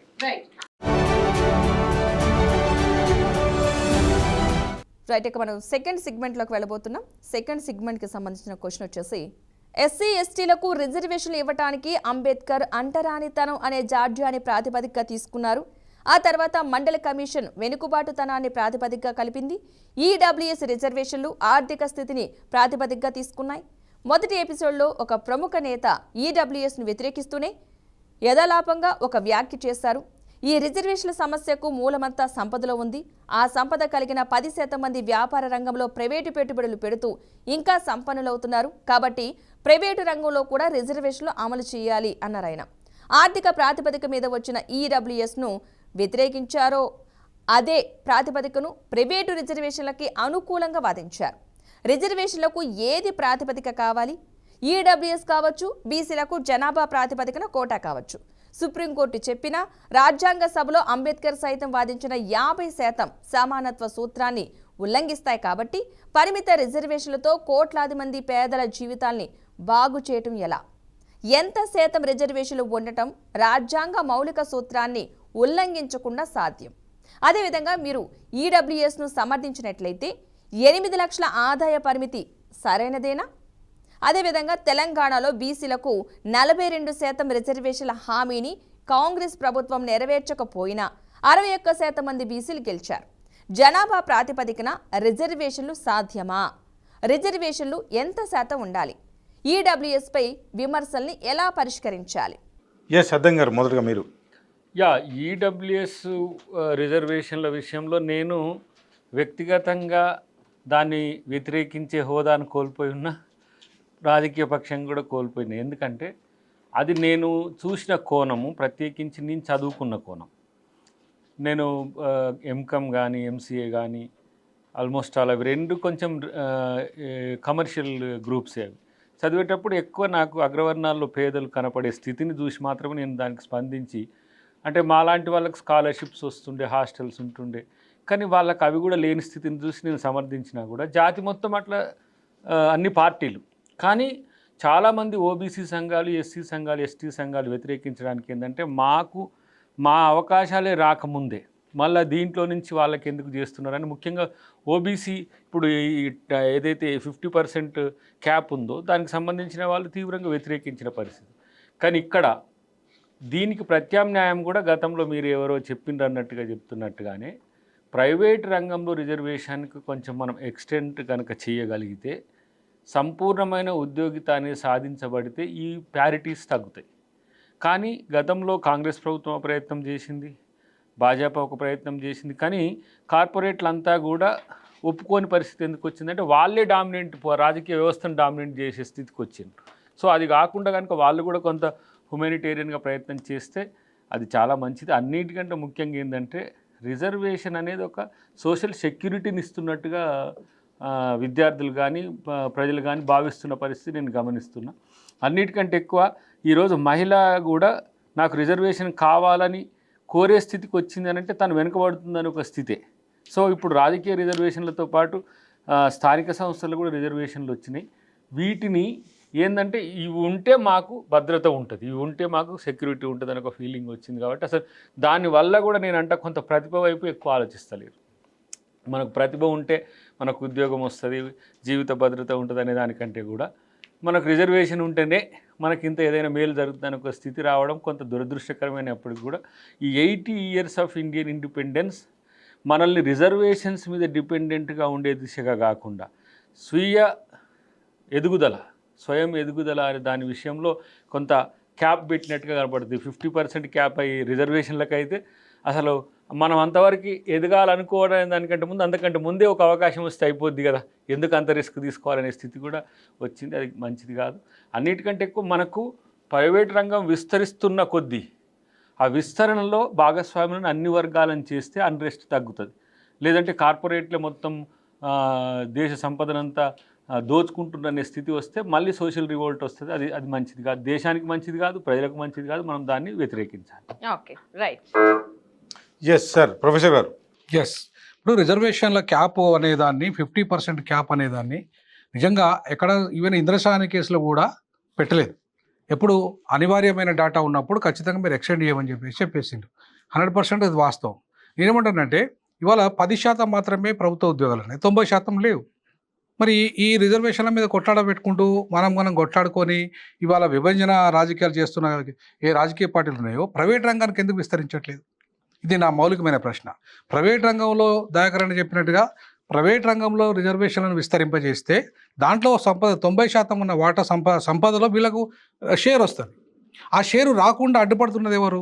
పాలకులే. మళ్ళీ దాంట్లో అది ప్రధాన బాధ్యత వీళ్ళ పార్టీ వహించాలి. ఎందుకంటే వాళ్ళ ప్రైవేట్ రంగం అనే దాన్ని విస్తరిస్తున్న క్రమం ఇప్పటిది కాదు, అది మన్మోహన్ సింగ్ నుండి మొదలైంది. సో అంతకుముందు తర్వాత పివి నరసింహారావు కూడా అమలు చేశాడు. సో ఆ రోజుల్లో రిజర్వేషన్ల మీద చర్చ జరిగింది, కానీ వీళ్ళు అమలు చేయలేకపోయారు. కాంగ్రెస్ పార్టీ అమలు చేయలేకపోయింది. ఇవాళ ప్రైవేట్ రంగం అనేది కూడా ఎవరి సొత్తు? ప్రైవేట్ వ్యక్తుల సొత్తు కాదు అది. వాళ్ళకి భూమి ఎవరు ఇస్తున్నారు? కరెంట్ ఎవరు ఇస్తున్నారు? వాళ్ళకి సబ్సిడీలు ఎవరు ఇస్తున్నారు? ప్రభుత్వాలు ఇస్తున్నాయి. మరి ప్రభుత్వాలు ఇచ్చినప్పుడు నువ్వు ఒకసారి ప్రభుత్వం ఇచ్చినప్పుడు రిజర్వేషన్లు అమలు చేయమనే హక్కు ప్రభుత్వానికి ఉంది. ఎందుకంటే ఖచ్చితంగా రాజ్యాంగంలో చెప్పిండ్రు, ఎప్పుడైనా ప్రభుత్వాలు మనం కొంత సబ్సిడీలు ఇచ్చినా లేదంటే ఎవరికైనా సహాయం చేసినా తప్పకుండా రిటర్న్ అడుగుతున్నాం. రిటర్న్ ఇప్పుడు మనం ప్రైవేట్ వ్యక్తులకు భూమి ఇస్తున్నాం, అప్పుడు ఏమంటున్నాం? ఒక ఉద్యోగాలు ఇవ్వండి అంటున్నాం. కానీ ఆ ఉద్యోగాలు రిజర్వేషన్లు అడగాలిగా, ఎందుకు అడుగుతలేరు ప్రభుత్వాలు? ఇవాళ రెడ్డి ల్యాబ్ అని అనుకోండి, రెడ్డి లిస్టు మాత్రమే పెట్టుకుంటారు. కమ్మ రామోజీ ఫిలిమ్స్ ఉంటుంటే కమ్మలోనే పెట్టుకుంటారు.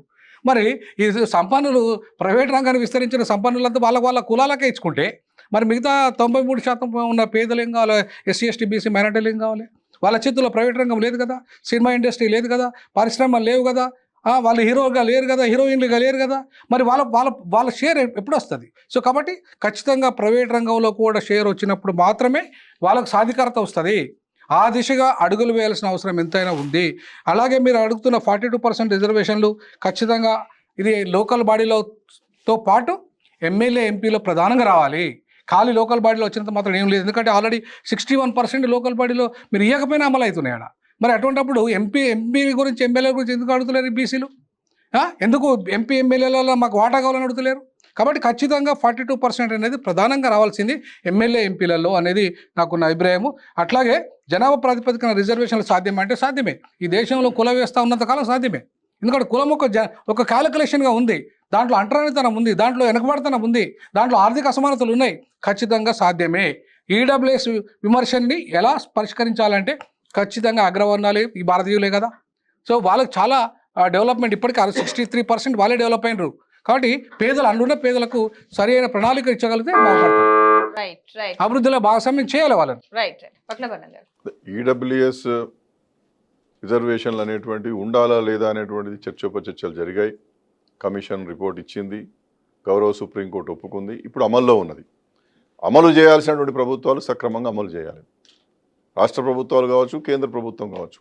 దాని అమలు చాలా పగడ్బందీగా చేసినప్పుడు అసలు ఈ యొక్క ఈడబ్ల్యూఎస్ రిజర్వేషన్లు అనేటువంటివి 15(4), 16(4) పరిధిలోకి రావు. సోషల్లీ ఎడ్యుకేషనల్లీ బ్యాక్వర్డ్ క్లాసెస్ కాదు వాళ్ళు ఎకనామికల్ క్రైటీరియా మీద 15(4), 16(4) కాకుండా 15(6), 16(6)గా పెట్టారు. అంటే ఓపెన్ కేటగిరీ 50, రిజర్వ్డ్ కేటగిరీ 50, మొత్తం 100. ఈ 100కు సంబంధం లేకుండా ప్రత్యేకంగా 10% రిజర్వేషన్లు ఎకనామికల్ క్రైటీరియా మీద ఇవ్వాలని చెప్పి సుప్రీంకోర్టు చాలా స్పష్టంగా చెప్పడం జరిగింది. ఇప్పుడు దయాకర్ గారు అదే విషయం చెప్పారు.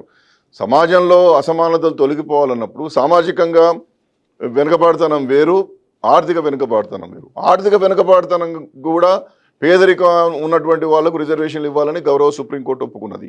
దాని ప్రకారం ఇవాళ 103 అమెండ్మెంట్ ప్రకారం ఈ దేశంలో రిజర్వేషన్లు అమలు జరుగుతూ ఉన్నాయి. కాబట్టి ఈరోజు ఉన్నటువంటి రిజర్వేషన్లను వ్యతిరేకించడం కాకుండా ఈడబ్ల్యూఎస్ని దాన్ని సమర్థవంతంగా అమలు చేయడం ఏ విధంగా అనేటువంటి దాని మీద చర్చ జరగాలనేది నా అభిప్రాయం. అంతేకాకుండా మొదటి నుండి కూడా రిజర్వేషన్లకు సంబంధించిన అంశాల్లో రాజ్యాంగబద్ధంగా బాబాసాహెబ్ గారు ఉన్నారు కాబట్టి ఎస్సీ ఎస్టీ రిజర్వేషన్లు వచ్చాయి. బ్యాక్వర్డ్ క్లాసెస్ రిజర్వేషన్ల విషయంలో కాకాసాహెబ్ కాలేర్కర్ కమిషన్ చాలా స్పష్టంగా 1953లో రిపోర్ట్ ఇస్తే నెహ్రూ గారి ప్రభుత్వం అమలు చేయలేదు.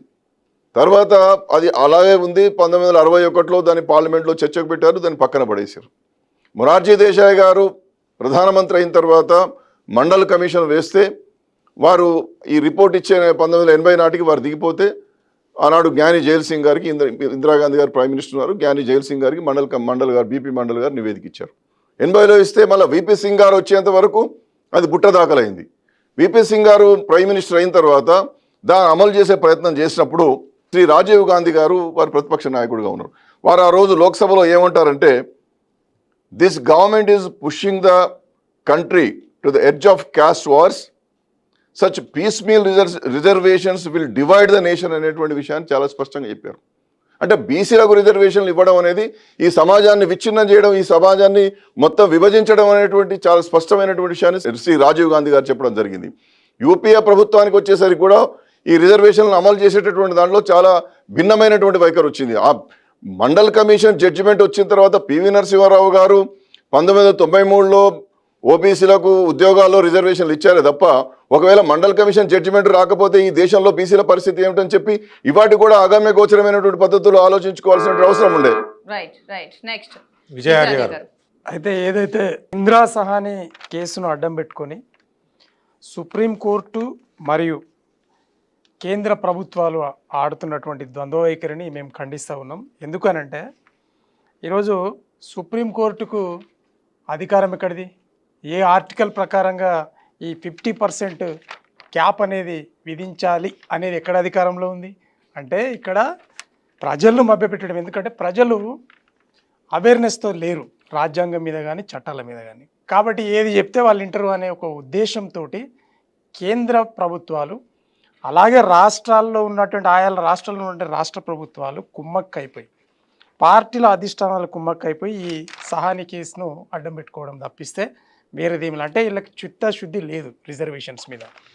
రెండవది ఏంటంటే ఈరోజు రిజర్వేషన్కు ప్రాతిపదికనే సామాజిక వెలి అంటారని తనం. ఇది అసలు రిజర్వేషన్ల హిస్టరీ తీస్తే సామాజిక వెలికి గురైనటువంటి ఏ కులానికైనా రిజర్వేషన్ ఇవ్వాలి అన్నప్పుడు భారతదేశంలో ఈరోజు బీసీలు, ఎస్సీలు, ఎస్టీలు సామాజిక వెలికి మరి గురైనప్పుడు ఈ మొత్తం సమాజాన్ని ఒక దగ్గరికి చేర్చి అంబేద్కర్ గారు రిజర్వేషన్స్ ప్రతిపాదించి అమలు చేస్తే గాంధీ గారు అడ్డుపడి బీసీల నిశలను విడదీశారు. ఓకే, అక్కడ దాకా ఆగండి. దాని తర్వాత ఇప్పుడు కూడా మళ్ళీ అంబేద్కర్ గారు ఎన్నో 100 సంవత్సరాలు 200 సంవత్సరాలు దూరదృష్టితోటి ఆలోచన చేసి బీసీలది డెడికేషన్ కమిషన్ వేసి వాళ్ళ జనాభా లెక్కలు తేల్చి వాళ్ళకి రిజర్వేషన్ అమలు చేయాలని చెప్పిన తర్వాత కూడా మరి 2 కమిషన్లు పడ్డాయి. కానీ దాంట్లో రాజకీయ రిజర్వేషన్లు ఇవ్వలే. మండల్ కమిషన్ పాస్ అయింది. మండల్ కమిషన్ పాస్ కావడానికే 20 ఏళ్ళు పట్టింది. 1980లో ఇస్తే రిపోర్టు, మళ్ళీ విపి సింగ్ గారు 92లో ప్రధానమంత్రి అయిన తర్వాత వచ్చినటువంటి రిజర్వేషన్స్ అవి. అంటే ఇక్కడ వివక్షత ఎక్కడ జరుగుతూ ఉంది అంటే ఇటు మొత్తం ప్రభుత్వం అంటే ప్రభుత్వ సెక్టార్లో వివక్షత బీసీ, ఎస్సీ, ఎస్టీలకు, అలాగే మరి ప్రైవేట్ సెక్టర్లో అయితే అసలు జీరో. ఎందుకు? ఉన్నదంతా ధనం అంతా ప్రైవేట్ సెక్టర్లో. కాబట్టి ఖచ్చితంగా ప్రైవేట్ సెక్టర్లో 100కు 100% బీసీ, ఎస్సీ, ఎస్టీ మైనారిటీలకు ఖచ్చితంగా రిజర్వేషన్ ఉండాల్సిందే, రావాల్సిందే. దానికోసం పోరాటాలకు ప్రజలు సిద్ధం కావాల్సిందిగా మేమైతే డిమాండ్ చేస్తూ ఉన్నాం, వాళ్ళని కోరుతూ ఉన్నాం ప్రజల్ని. అయితే ఈరోజు విద్యా వ్యవస్థలో తర్వాత ఉపాధి వ్యవస్థలో ఒరిజినల్గా రిజర్వేషన్ను అమలు అవుతున్నాయా అని ఒకసారి చెక్ చేస్తే బ్యాక్లాగ్ పోస్టులు ఉన్నా కూడా వాటిని అలాగే వదిలేస్తారు, కానీ దాన్ని నియామకాలు జరపట్లేదు. ఇది వాస్తవం. కానీ మరి కొత్త రాష్ట్రం వచ్చిన తర్వాత ఉమ్మడి ఆంధ్రప్రదేశ్లో ఉన్నటువంటి ఏదైతే శాతం ఉండినో ఉద్యోగాలు, ప్రభుత్వ ఉద్యోగాలు, అందులో 2,37,000 పైచిలుకు ఉద్యోగాలను కేసీఆర్ గారు సాధించి పెట్టారు. దాన్ని ఈరోజు రేవంత్ రెడ్డి గారు దాదాపు అమలు చేస్తూ ఉన్నారు. మేము కూడా అమలు చేశాం. ఇంకా 1,00,000 ఉద్యోగాలు ఇవ్వాల్సింది ఉంది. Please professor. గౌరవ సుప్రీంకోర్టు సార్ అన్నగారు అన్నట్టుగా మరి ఈడబ్ల్యూఎస్కి చట్టబద్ధత కల్పించినప్పుడు మరి 50% కూడా ఎందుకు చట్టబద్ధత కల్పించలేదు? సుప్రీంకోర్టుకు ఇప్పుడు 10% ఉన్న జనాభా గురించి అంత ప్రేమ ఉన్నది, మరి మిగతా 90% ఉన్న జనాభా గురించి ఎందుకు ప్రేమ లేకుండా పోయింది సుప్రీంకోర్టుకు? సుప్రీంకోర్టు ఏమన్నా రాజ్యాంగానికి అతీతమా? ఇవాళ రాజ్యాంగంలో ఎక్కడ కూడా నిబంధన లేదు. ఏది 50% సీలింగ్ పెట్టండి అని ఎక్కడ నిబంధన లేదు. మరి లేని నిబంధన నువ్వెట్లా క్రియేట్ చేస్తావు? రాజ్యాంగం ఒకవేళ ఆ నిబంధన ఉండుంటే నీ సుప్రీంకోర్టుకి అధికారం ఉంటుంది. అసలు లేని అధికారాన్ని నువ్వెట్లా అమలు చేస్తావు? అంటే అర్థమైంది, సుప్రీంకోర్టు బ్రాహ్మణుల చేతిలో ఉంది, అగ్రవర్ణాల చేతిలో ఉంది.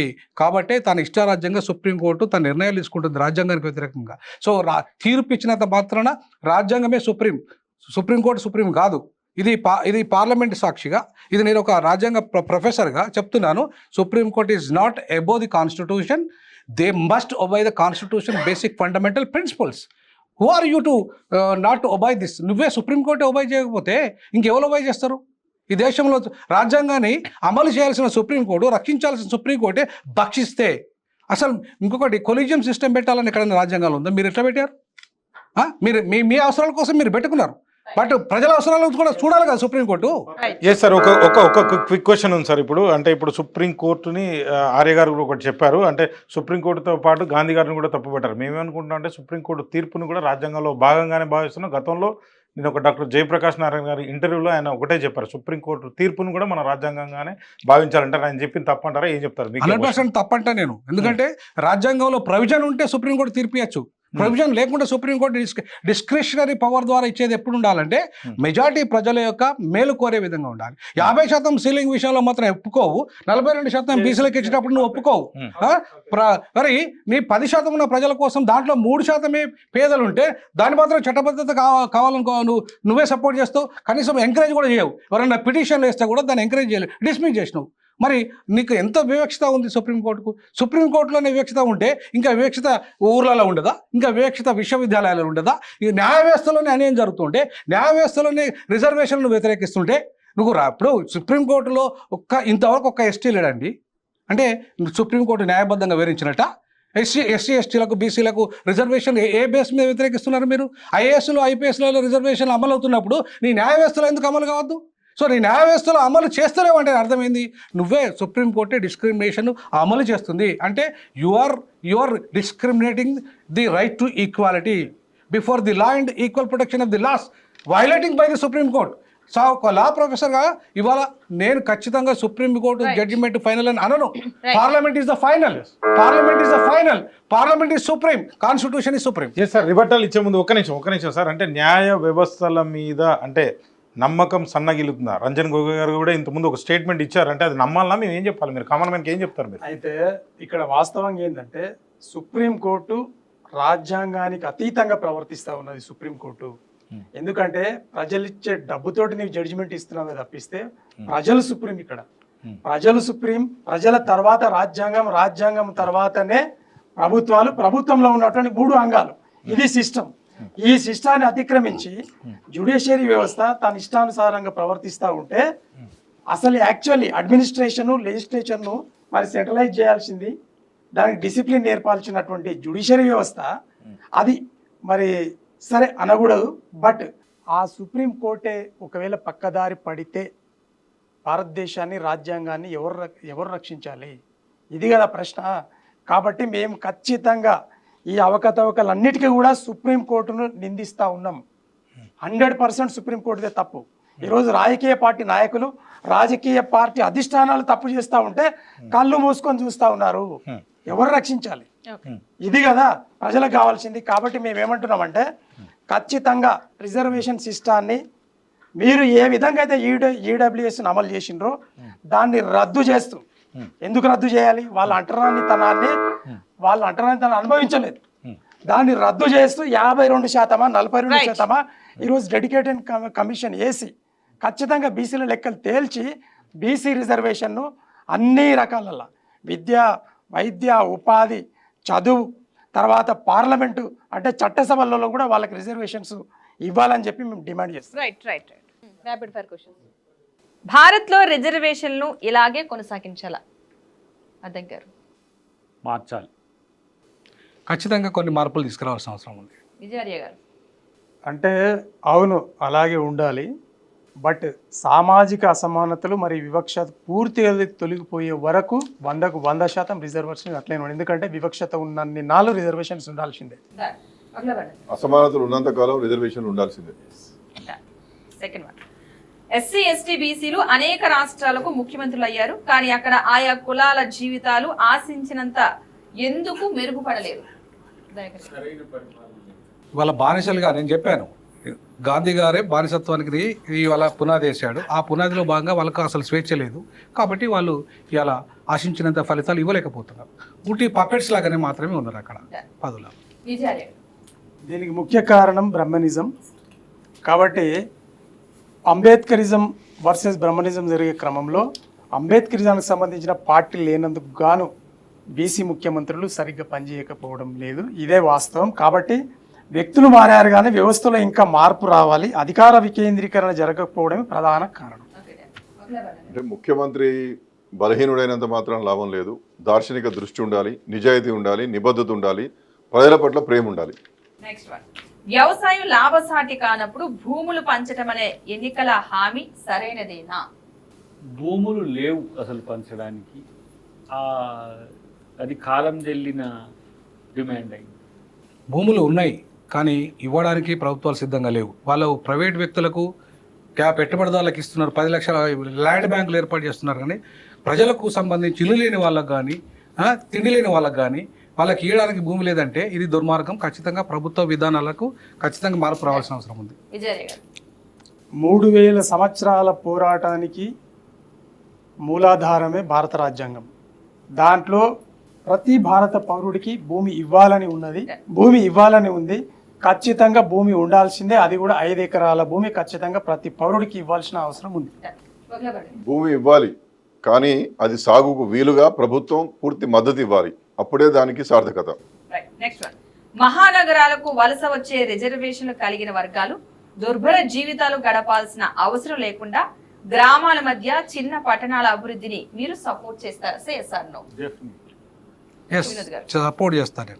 విజయ్ గారు, ఖచ్చితంగా గ్రామీణ ఆర్థిక వ్యవస్థను బలోపేతం చేయడం ద్వారానే వలసలను అరికట్టవచ్చు. గ్రామీణ ఆర్థిక స్వావలంబన తప్పనిసరి. నెక్స్ట్ వన్, రిజర్వేషన్లతో కుల వివక్ష పోతుందా?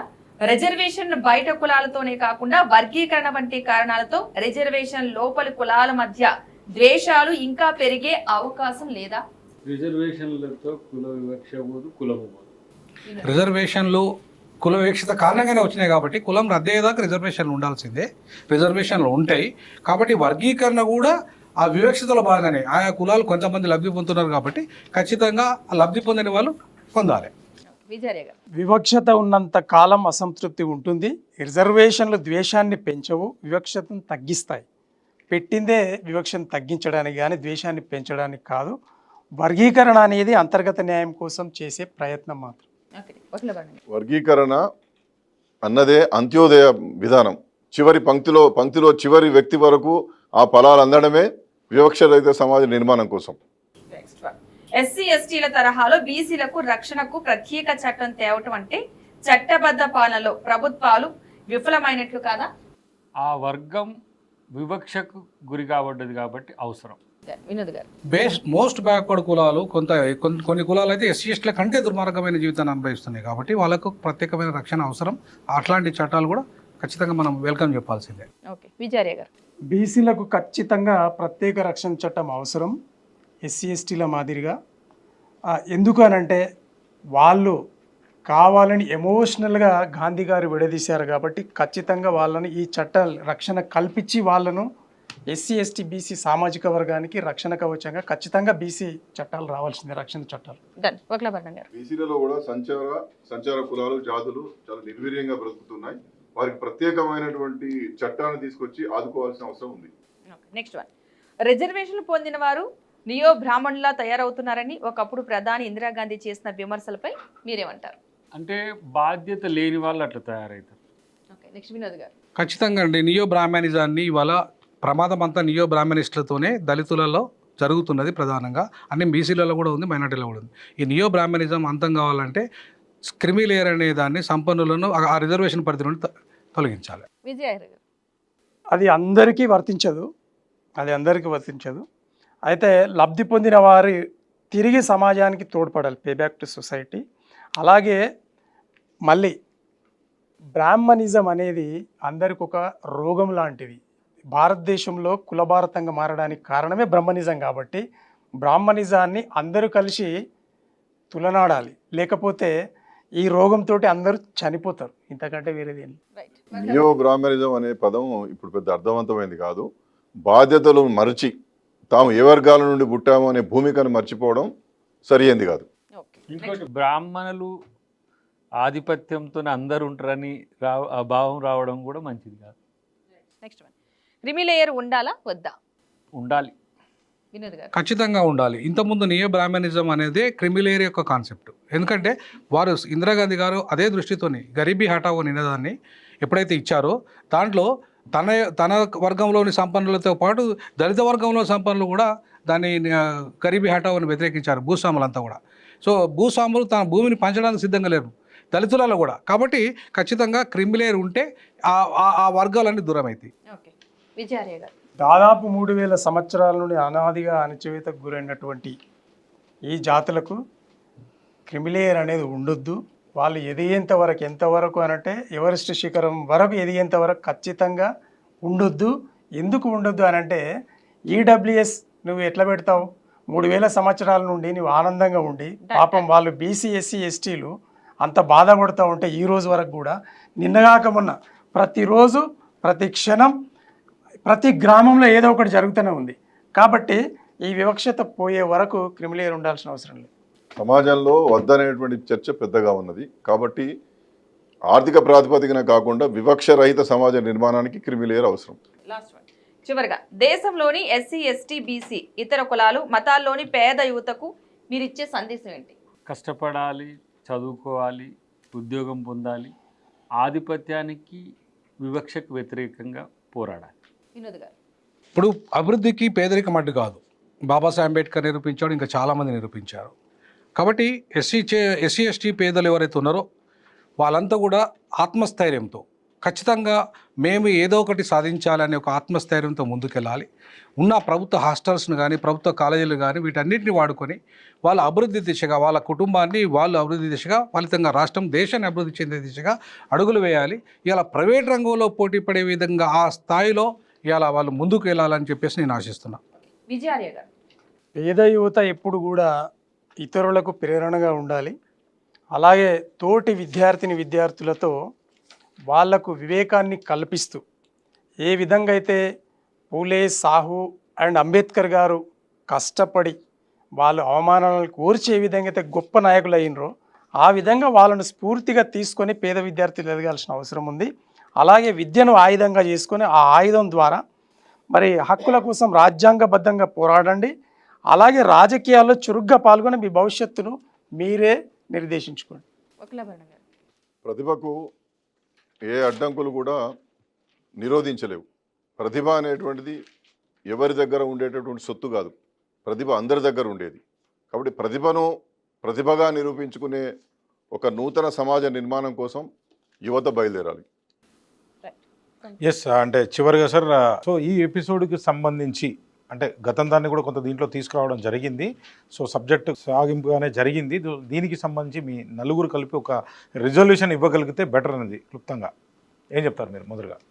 ఒకటి, భారత సమాజం కులాల సమాజం. కులాన్ని మూలం నుంచి తీసే ప్రక్రియ ఇప్పుడు సాధ్యమయ్యే పని కాదు. కులాల తమ అస్తిత్వము, తమ యొక్క అభివృద్ధిని ముందుకు తీసుకుపోయే విధంగా ప్రభుత్వాల కార్యాచరణ ఉండాలి. ఒకటి, కుల అస్తిత్వము, కుల ప్రజాస్వామ్యం వేరువేరు. కులం తన కులంగా ఎదుగుతూనే ఇతర కులాల పట్ల ప్రేమతో ఎదగాల్సిన స్థితి రావాలంటే ఆర్థిక స్వావలంబన ఉండాలి. దానికి తోడు అభివృద్ధి కూడా కలిగి ఉండాలి. ఆ దిశగా 80 సంవత్సరాల్లో ఎంత మేరకు ముందడుగు వేసినాం అనేది ప్రశ్నార్థకమైతే భవిష్యత్తు అలా జరగాల్సిన అవసరం ఉంది. వివక్ష లేని భారతము, లేదంటే ఆధిపత్యం లేని భారతం, సమాజంతో కూడిన భారతం అవసరం. దానికి ఈ తరం యువత నడుం బిగించాల్సిందిగా మనం చెప్పాల్సిన అవసరం. ఎంతకాలం అంటే ఆన్సర్ చెప్పగలుగుతారా మీరు? ఇది బిగిన్ కావాల్సిన అవసరం ఉంది. ఎందుకంటే ఇంకా కులాలు పాయలుగా విడిపోయి సమాజం అంతా కూడా కులాల అస్తిత్వంతో బతికే పరిస్థితి ఉండదు. అంటే తుకడగా విడిపోతే ఐక్యత అనేది సాధ్యం కాదు. అలాంటప్పుడు కొన్ని దృష్టాంతాలు మనం గమనిస్తున్నాం. ఏంటి, ఒక వర్గం వాళ్ళు ఉంటే గొప్ప, ఇంకొక వర్గం వాళ్ళు ఉంటే తక్కువ. ఈ అంతరాలు మరింత పెరిగే పరిస్థితి రాకుండా ఉండాలంటే ప్రభుత్వం ఈ ఈక్విలిబ్రియం అనేది ఒక దాన్ని మనం ప్లాన్ చేసుకోవాలి. ఎక్సలెన్సీ బేస్డ్గా ఉండాలి. అట్ ద సేమ్ టైం పీడితుని పక్షాన ప్రభుత్వాలు ఉండగలిగితే, వాళ్ళు ఎదిగితే వాళ్ళతో సమస్యలు రావు. లేదంటే సోషల్ అన్రెస్ట్, సివిల్ వార్ ఎందుకు వస్తుంది అని అంటే ఇలాంటి పరిస్థితులే ఉన్నవాడు. ఇప్పుడు బాబాసాహెబ్ అంబేద్కర్ ఏం చెప్పిండు, ఇది మిశ్రమ ఆర్థిక వ్యవస్థ చేస్తే 2 వర్గాలు సమమయ్యే స్థితి వస్తుంది, సామ్యవాదం వస్తుంది అని అనుకుంటే ఇది మళ్ళీ మనం పెట్టుబడిదారి ఆర్థిక వ్యవస్థ వైపు పోతున్నాం. అంతరాలు అంతకంతకు పెరిగిపోతున్నాయి. కార్పొరేట్ సెక్టర్ ఒకవైపు అయితే తిండికి లేనివాడు ఇంకొక వైపు అవుతాడు. ఇప్పటికీ మనం ఫ్రీ బీస్ మీద ఆధారపడాల్సి వస్తుంది. కాబట్టి అలా కాకుండా ఉండాలంటే ఉన్న బడ్జెట్ను మనం సమంగా పంచగలిగి ఆర్థిక వృద్ధి, సామాజిక అభివృద్ధి రెండింటిని కనుక మనం కలగలిపే నాయకత్వం కలగలిపితే దాన్ని అర్థం చేసుకునే స్థాయి మనం పెంచగలిగితే ప్రజల మధ్యన వైరుధ్యాలు తగ్గుతాయి, సమస్యలు రాకుండా. బాబాసాహెబ్ అంబేద్కర్ గారు సమాజంలో సమాన గౌరవం, సమాన అవకాశాలు ఉన్నప్పుడు మాత్రమే ప్రజాస్వామ్యం స్థిరపడుతుంది అన్నారు. అందుకు వారు కొన్ని ప్రధానమైనటువంటి విలువలను చెప్పారు. లిబర్టీ అంటే స్వేచ్ఛ, ఈక్వాలిటీ అంటే సమానత్వం, ఫ్రెటర్నిటీ అంటే సౌభ్రాతృత్వం. ఇవి ఈ సమాజంలో రానంత కాలం ఈ సమాజంలో కులాన్ని తొలగించడం సాధ్యం కాదు. కులం అనేటువంటిది ఒక సామాజికమైనటువంటి వెనుకబాటుతనమే తప్ప కులం అనేటువంటిది అవకాశాలు పొందడానికి కావాల్సినటువంటి ఒక అవకాశం కాదు అది. కాబట్టి కులం అని చెప్పి ఫలానా కులానికి రిజర్వేషన్లు ఎందుకు ఇవ్వాలి అనేటువంటి దిశగా ఆలోచించకుండా రాజ్యాంగంలో ఉన్నటువంటి సామాజిక న్యాయం కలిగిందా, ఇప్పటి వరకు అందరికీ సమానమైనటువంటి హక్కులు వస్తున్నాయా, సమానమైనటువంటి బడ్జెట్ ఉందా, సమాన స్థాయిలో చదివించగలుగుతున్నామా, ఈ పేదరికం ఇప్పటికి ఎందుకు ఉంది? ఈ సుమారు 80 సంవత్సరాలు దగ్గరికి వస్తున్నటువంటి స్వాతంత్ర భారతంలో ఇవాటికి కూడా 4000 కులాలు అభివృద్ధి వెలుపలే ఉన్నాయి, నాగరికతకు వెలుపలు ఉన్నాయి, సివిలైజ్డ్ సొసైటీగా లేరు వాళ్ళు. దానికి కారణాలు ఏమిటి? కాబట్టి కులము అనేటువంటి ప్రాతిపదికకు చూడకుండా మానవత్వం దృక్పథంగా ఆధునిక అభివృద్ధిని అందించేటటువంటి దిశగా ప్రభుత్వాలు చర్యలు చేపడితే అప్పుడు కులరహితమైన సమాజ నిర్మాణం ఏర్పడుతుంది. అవన్నీ ఏమీ చేయకుండా కులం పోవాలని కోరుకోవడం అది అప్రజాస్వామికం. ఎస్ వినోద్ గారు, ఈరోజు we the people of India అంటే భారతదేశం అని భారతీయులమైన మనం దాంట్లో కులము, వర్గము, ప్రాంతము అన్నిటికీ రహితంగా సామాజిక న్యాయాన్ని, ఆర్థిక న్యాయాన్ని, రాజకీయ న్యాయాన్ని, సాంస్కృతిక న్యాయాన్ని, సో అన్ని రకాల లింగ వివక్షతను అట్లా అన్ని రకాల వివక్షతకు వ్యతిరేకమైన సమసమాజ నిర్మాణాన్ని చేపట్టాలని రాజ్యాంగమే చెప్తుంది. అప్పుడే సమానత్వం వస్తుంది అని చెప్పేసి అంబేద్కర్ గారు అన్నాడు. ఈ రాజ్యాంగాన్ని ఈ దేశానికి సమర్పిస్తూ అంబేద్కర్ గారు ఏమన్నారంటే, మనము రాజకీయ పరంగా ఒక ఓటు ఒక మనిషికి ఒక విలువ ఉంది, బట్ సామాజికంగా ఆర్థిక సమానత్వం ఉందా ఈ దేశంలో? దాన్ని సాధించడమే పాలకుల లక్ష్యం అన్నాడు. కానీ ఈ పాలకుల విధానాలన్నీ మొత్తం దానికి వ్యతిరేకంగా, రాజ్యాంగానికి వ్యతిరేకంగా జరుగుతున్నాయి. కాబట్టి ఇంకా కుల సమానతలు, ఆర్థిక సమానతలు, సామాజిక సమానతలు, రాజకీయ సమానతలు ఉన్నాయి. కాబట్టి వీటన్నిటిని తొలగించి సమసమాజం, సో ఒకవైపు కుల వర్గరహిత, వర్గం అంటే డబ్బున్నోళ్ళు పేదలు, కుల వివక్షత, వర్గ వివక్షత, ఈ రెండింటిని సమసమాజ నిర్మాణం వైపు మనం వెళ్ళినప్పుడే సమానత్వం వస్తుంది. అదే రాజ్యాంగం యొక్క మౌలిక లక్ష్యం. విజయ్ గారు, ఈ అసమానతలకు కారణం ఆశ్రిత పక్షపాతం, బంధుప్రీతి, అవినీతికి మూలాధారాలైనప్పుడు 50% రిజర్వేషన్స్ క్యాప్ ఎత్తేయము అని అంటే ఖచ్చితంగా ప్రతి కుల జనాభా ఎంతనో లెక్కగట్టి ఎవరు ఎంత జనాభో వారికి అంతా అన్నట్టు 100కు 100% రిజర్వేషన్స్ మరి అందరికి ఇస్తే పంచాయతీ అవుతుంది కదా. ఇంకెందుకు ఇంకా రిజర్వేషన్ పెట్టింది ఒక కోణం అయితే, ఈరోజు రిజర్వేషన్స్ మాకు కూడా కావాలని వాళ్ళ కోరిక రావడం అదొక మంచి పరిణామం అయితే, కానీ సుహృద్భావ వాతావరణంలో ఉండాలి. కానీ ద్వేషపూరితమైనటువంటి ఆలోచన విధానంతో ఆ రిజర్వేషన్లు ఉండొద్దు అనే ద్వేషపూరితమైన ఆలోచనతోటి ఉన్నప్పుడు అది నిజంగా కూడా మరోసారి జీవితంలో తప్పు చేసిన వాళ్ళు అవుతారు. మళ్ళీ ఆ వివక్ష కొనసాగుతూనే ఉంటుంది. కాబట్టి ఈ వైరి వర్గాలకు చెప్పేది ఏంటి అని అంటే, మీరు 54% ఆల్రెడీ దాటింది, ఇక్కడ కళ్ళ ముందు కనిపిస్తుంది అన్నప్పుడు ఇక్కడ ఎస్సీ, ఎస్టీ అండ్ మైనారిటీలు కలిపితే 46% ప్లస్ 10% ఈడబ్ల్యూఎస్ మొత్తం 56% పోయింది. 54% అన్నప్పుడు మేమేమంటున్నామనంటే, నీవు ఎత్తేయవు అని అంటే ఈడబ్ల్యూఎస్ రద్దు చేయి, లేదు అని అంటే అందరికీ సమానంగా అన్ని కులాలను, దేశంలో ఉన్న ప్రతి కులానికి, ప్రతి పౌరుడికి రిజర్వేషన్, ఇంక్లూడింగ్ ప్రైవేట్ రంగంలో, తర్వాత ప్రైవేట్ రంగంలో కూడా యాజ్ ఇట్ ఈస్. అందరికీ నమస్కారం. చర్చలో పాల్గొన్నందుకు, మీ అమూల్యమైన సమయాన్ని వెచ్చించినందుకు నమస్తే.